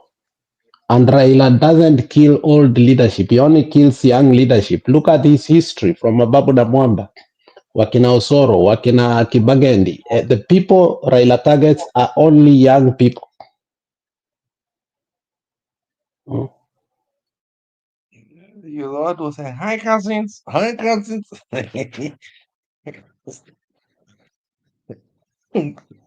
Sorry, I'm coughing. So I don't know how he's coming to kuuliza atakuja DCP aje. Njiru, would tell us hapo, able to explain here. How will Lichungwa come to DCP? Because he has no home now. You see, at least the His other home is guy, in South Africa. Anaenda South Africa. South anaenda South Africa. Africa. Yeah. Because at least the other one, the one who owns what do you call it? Shares in our electric company, Kenya Power. What's his name? Alex. Ndindi Nyoro. Ndindi Nyoro. At least Ndinyi can kinda, slip into DCP kidogo, anaweza ingia kwa, ameacha kutukana nani. I've not seen him abuse what you guys are calling the king. But Ichungwa is dead. Politically, he's done. He's finished. He's completely finished. What is he coming to lay that But information? one of the good and the wisest thing Ndindi Nyoro did, if you remember, is like, it's like what is called these young people when Sonko was voted out and impeached in Nairobi. Ledama did not vote, and was it the governor for Kitui, Mutula Kilonzo did not vote. But also, if you remember the impeachment and commenting on the impeachment of Gachagua, one person who remains very stubborn on giving his true identity in terms of if he's going to vote or not, commenting on it or anything. Ndindi Nyoro kept mum, and he did not vote. He abstained. He stayed aware of it, and in that alone, I think that was conviction of wisdom. I don't think that was wisdom that he was born with. I think he had realized, where the politics was going to, because at that particular time, if you understand, a lot of the things within the budget committee, as he came on later to say, were dictated to him. You do this, you do this, you do this, or if you don't lead, we'll take you. So at some point, he kind of took the directions from Ruto because he did not have his own originality of mind. So he never went out and abused Gachagua as Ishungwa did. Ishungwa actually at one point he said, utaniona mimi ni nani? Wewe unafikiria sijui nini. If you look at the kind of abuses that Ishungwa used, that's what will bring him down. But in politics, there are no permanent enemies. You need to know that. And so far by now, you should have known that. Imanene ya kusema, how will he? We all believed here, including where we keep, that Raila will never shake Ruto's hand. So if we are still on that projection that Ndindi Nyoro will never work with Gachagua, I think we have not learned our lessons. A lesson that we have learned very well is that politicians can always work together. Italeta mbuzi zitaleta huko kwa Gachagua. Chungu atakuja na mbuzi akuja aseme I'm sorry. That one I believe you, bro. That one is a Yeah, fact. the wisdom that I have learned so far, and you will never hear me say, is that sasa huyu atakuja haje DCP. I have learned from the best. If there was anything I believed, Israel will never work with the Ruto. And that one I believe I could take to the bank, and I will swear and even sacrifice my own daughter for that. But I came to know that, look, in politics, one, Mandago was very right. Kohoa kwa Lance. Don't put things on their heart. But this one of Gachagua and Raila looks very personal. Very personal. Not this cycle, maybe the next, but this one, no. No, Gachagua and Ruto? And Raila. What's a Ruto? That one I still think Gachagua. You know, Gachagua, let me tell you one thing. One thing Gachagua also never knew. Gachagua, right now we are supporting Gachagua, but I can also say at some point that Gachagua is overrated. And let me tell you the reason. Agree. When the climate, hold on, when the climate summit happened, Ruto pulled a surprise that Gachagua should have known that this was the end of him. When the climate summit came and all these presidents came to KICC, Raila rode on the presidential motorcade. And as Gachagua was sitting there welcoming the president, Raila came out and Gachagua was surprised. But Ruto ended up riding that small, this electric vehicle coming there. And that particular time, Gachagua should have asked him, why is somebody riding? So it could tell you the height of the revenge that Raila wanted. So as they were negotiating, Raila also was undermining Gachagua in many ways. Undermining Gachagua, how does the deputy president, welcome the opposition leader to an international summit? I think that was the height of undermining a deputy president's office. That is the time I think he could have known that achana manene ya huyu mzee, deal with your boss henceforth from now, because your boss is misbehaving. I think from that time, Gachagua should not have used good words to Ruto. And it took Gachagua a long time until he was impeached for him to come into his senses that this friendship is totally over. But all along, the enemy was not Ruto. The enemy was Raila. Raila wanted to revenge. Raila is on the record several times when he goes to say, huyu mtu alisema ataweka mitego, huyu mtu alisema sasa ako wapi? Every time Raila explains why the Gen Z's insurrection did not succeed, he has to fix in the name of Gachagua, say, Ruto aenda wapi? Nani aingie? Nasikia? So he says that Gachagua is not an alternative. Every time, if you easy practitioners go to the media and say that the wisdom of us preventing it is so Ruto akienda, nani angeingia? You've had all that all the time. That the only reason Raila did not agree into that is because they hated Gachagua more than Ruto. Like it is better for Ruto to stay, but never Gachagua to be elevated into this seat. So you can know the differences of these two people. So I like how Gachagua is also dealing with Raila. He's not showing him any respect or anything in the sort. In fact, he's dealing with Raila the way he should deal with him. So I think Gachagua has matured. And that is why actually I'm supporting him, Mr. Kip. My support for Gachagua is based on how quickly he has matured and how he has understood that the way to deal with Raila is this way. Raila, you cannot deal with him diplomatically. You cannot win. Salim Law and Mutua eventually have become presidential advisors. But these are people who are always with Raila. In terms of diplomatic politics, Salim Law and Mutua knows how to advise Raila how to deal with somebody diplomatically. But when it becomes unhinged, whereby you can say anything you want, I think I like how he goes unfiltered. And that is how to deal with Raila, by the way. Tukana, don't put any filters. Okay? Raila goes mad. Now he doesn't read a speech anymore. He starts mumbling and he starts what? I don't want to say an answer go, but he will never be coherent in his speech. The moment you hit Raila unhinged, he will never be coherent. And what do you make? You make him start to stammer.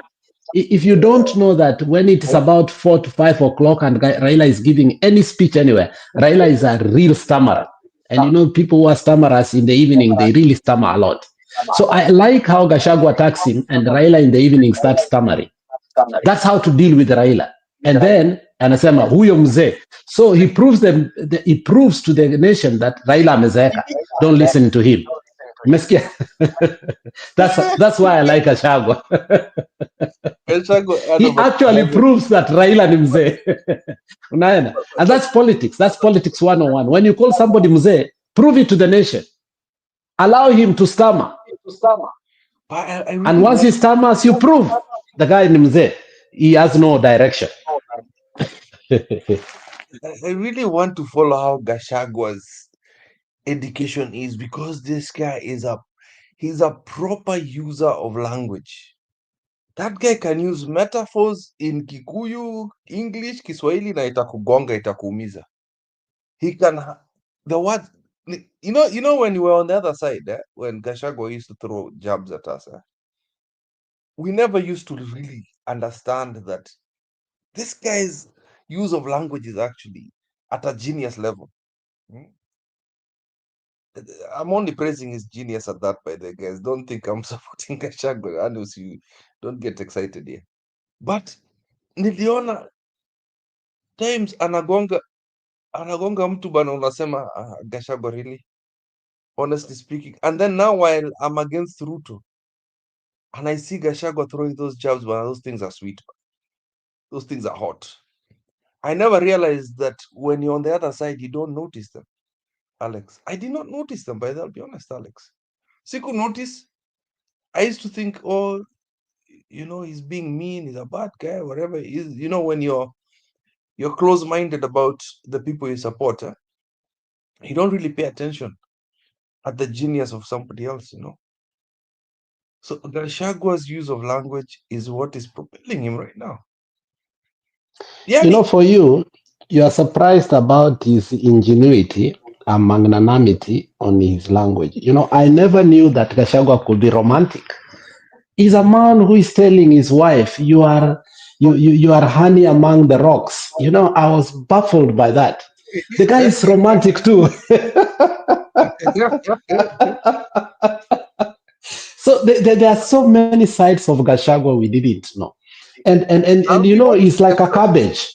It's like cabbage. Yeah. Cabbage keeps on peeling, You peel and you see the other side of cabbage that is good and sweet and nice and wet and healthier. So that's how Gachagua is every day. Every day Gachagua is younger, nicer. If you look at his face only, Gachagua is getting less angrier, more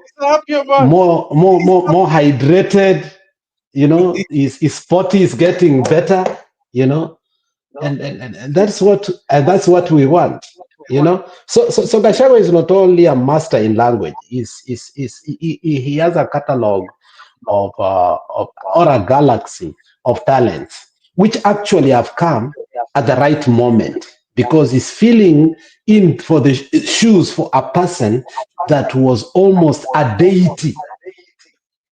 Raila was a deity to us. He was not just an opposition leader. Mm-hmm. So Gachagua comes in handy. Yeah. Lakini your brother Njeru did not peel the cabbage. Alikata in half akapata core. He went inside kabisa. Alifungua yote. Naona wanawake wanafurahi hapa, anasema Gachagua is handsome.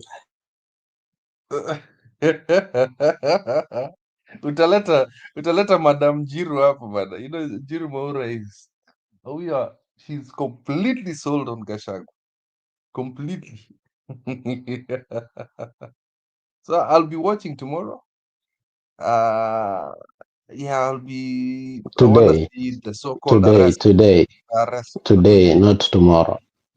I want to see the arrest today. Tuone kama watamweka sijui there is conspiracy theories about they're going to divert his flights, so blah blah blah, all that stuff. Those are things that are impossible to do with a public. It's like arresting Raila. You can't. There are certain people you don't touch in the open. if you know what I mean. You don't touch some people in the open.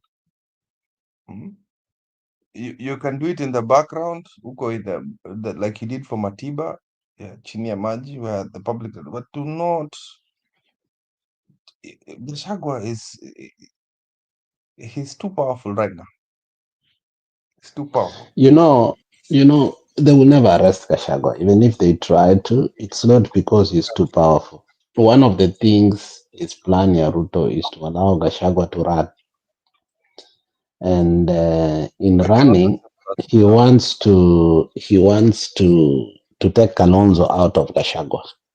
You know, his plan is insidious. So, when your enemy wants to destroy you, he doesn't do only good things. Only bad things. He try also to do good things. If you saw what Murkomen said later on when he was asked and tasked on the issue of arresting Gachagua, it's like it was a 360 turn. He said, no, he's a good citizen. He should come and write ABCD. And you could see that that's the same person who was making noise, like almost emboldened and saying that, you cannot talk about your country like this. I think they want to make sure that Gachagua runs. And the reason they want to make sure Gachagua runs is because they believe, according to them, that they can defeat Gachagua, according to what they believe in. And that is why I kept telling people here, like, look, let's put our option open. Let us also not close our minds. At this point, we cannot put our feet on the cement and say that if Matiang is not running, that is it. I think that is not the right thing to do, especially in the making of a coalition. In a coalition making, we have to be flexible, and if we are not flexible, we end up being hurt and going back to our vomit. And a man without a vision always goes back to his bad habits. And for us, if we will not have a vision on what to do, we will always go back to Ruto. I've seen people say Ruto ni afadhali. We cannot allow that. No. Okay, we cannot allow that. Yeah, let's know that number one agenda, according to Sifuna, is Ruto must go.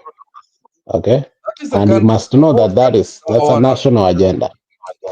That's the whole country's agenda. Mtu asikudanganye. Hata watu wa huko Kalenjin land. It's not, we don't want Ruto. Ruto has completely destroyed us as a nation. Kama mzungu anataka pesa iende kwa mashinani, it means it is serious. There's no money coming down ground. People are not accessing it. And they have to rely. Kukuleta UN hapa, it's not a joke. Kenya has to function. Matiang said it. We can survive a little bit of corruption. We can survive. We've been surviving with a bit of corruption. But this is a heist, bana, bro. This is a complete heist. There's a girl who was explaining it. Unaweza kuja hapa, umeacha cookies 10 kwa kitchen, urudi upate 8. And you'll be like, it's fine. I still have 8. Unaweza hata kuja upate 3 imebaki hapo. What Ruto is coming to do is saying, I left 10 cookies, but I've lost 15. He's actually, this is what he's doing. He's making us pay him to be in that position. The country is paying Ruto to call him. If you want to know that Ruto is very desperate, if you want to know Ruto is desperate, watch the body language.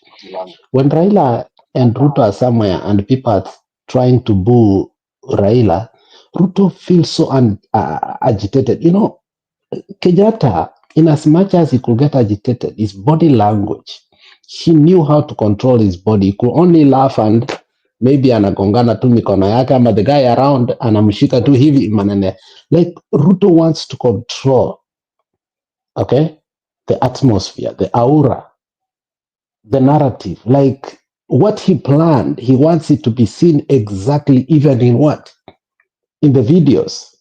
So whenever everything goes wrong, like he is so hell-bent and so dependent on Raila that when he went hata matanga ya Phoebe Asio, if you listen to Ruto's speech, you may think that ni Raila alikuwa amekufa. Like Baba did this, Baba did this. Yani, like you may think like Baba ndio marehemu umekuja matanga yake.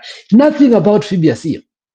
Then Baba told me this, and now we are okay with Baba. Like he is so dependent on the agenda of Baba to a point that even when Harambee Stars is Baba ndio gives a speech, yeye tu ni kuomba. And hata maombi yake was very funny, by the way, after we won in this game. You could look at like, has this guy given up that without Raila he cannot survive? Look at Ruto lately. He is so dependent and breathes on Raila Amolo Odinga. That is how he is defeated. So there is nothing that exists in him. And even all these things, that bashing of Yeshua and all other this, that is coming from Raila himself. And we understand whether it's good or bad. That's not Raila's originality of thoughts.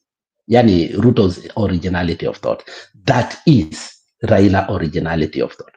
Which sane president gives us the ministry, the treasury, energy, where we have a national grid, the attorney general, which is the advocate and the chief commissioner of all to the government, to the opposition.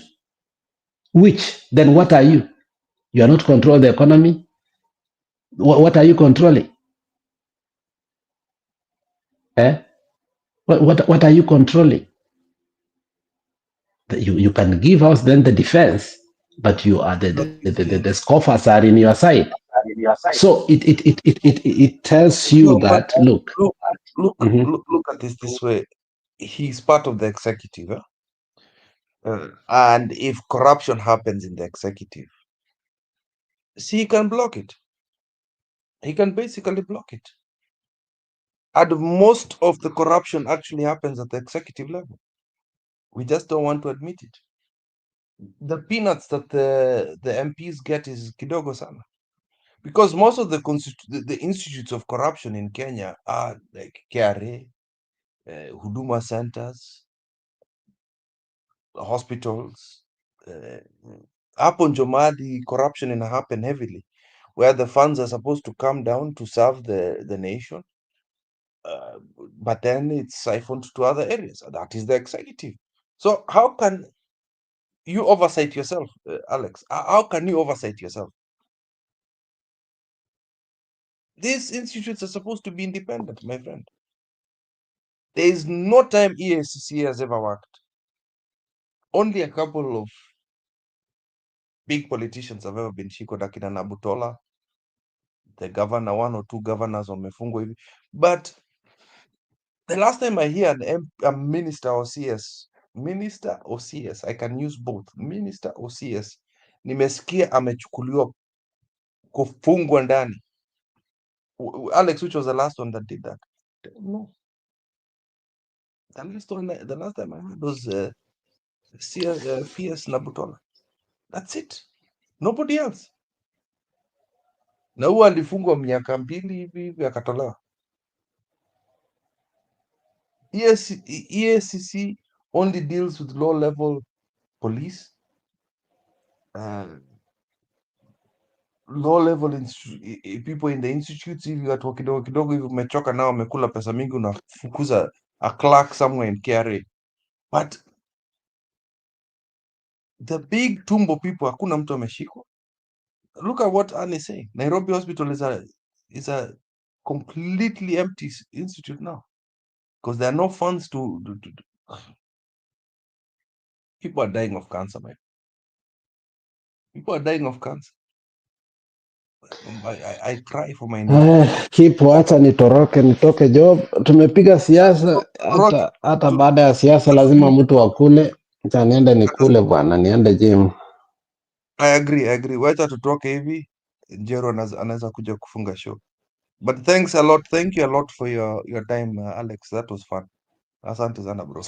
I always appreciate listening to you and Zero. I mean, this is our home. We are going to fight until 2022. But what I'm saying, Nandambia and Zero, kama 2027, kama Ishungu atakuja, we will welcome him. There are things we will not get the privileges. He will be like the prodigal son. The prodigal son came back, he say, even if I am not, but I want to be one of the workers of my father. So he came kama mtu ya mkono. The prodigal son came, he came kama mtu ya mkono. He never came as a son. So if Ishungwa is coming as a prodigal son, as one of our hired servants, it's okay. Don't be emotional, Njiru. Yeah, prodigal sons come back home. Na kuna picha ya Pastor na Gachagua akichukua connecting flight sahi. So 10 hours watakuwa wamefika. I think they might be in Europe now. Nimetumia We have a timekeeper. Annie is our timekeeper. She knows at a second, so don't worry. Imeandikwa hapo 1 hour ago. Geoffrey Rigathi Gachagua and Pastor Dorcas are waiting for connecting flight to JKIA. So I think they might be in Europe or New York, one of the two. Sawa basi, Kipiria. Kitu nasikia ati watoto wote wa sahii wa Kikuyu wanazaliwa wanaitwa Geoffrey. Umesikia hiyo kitu?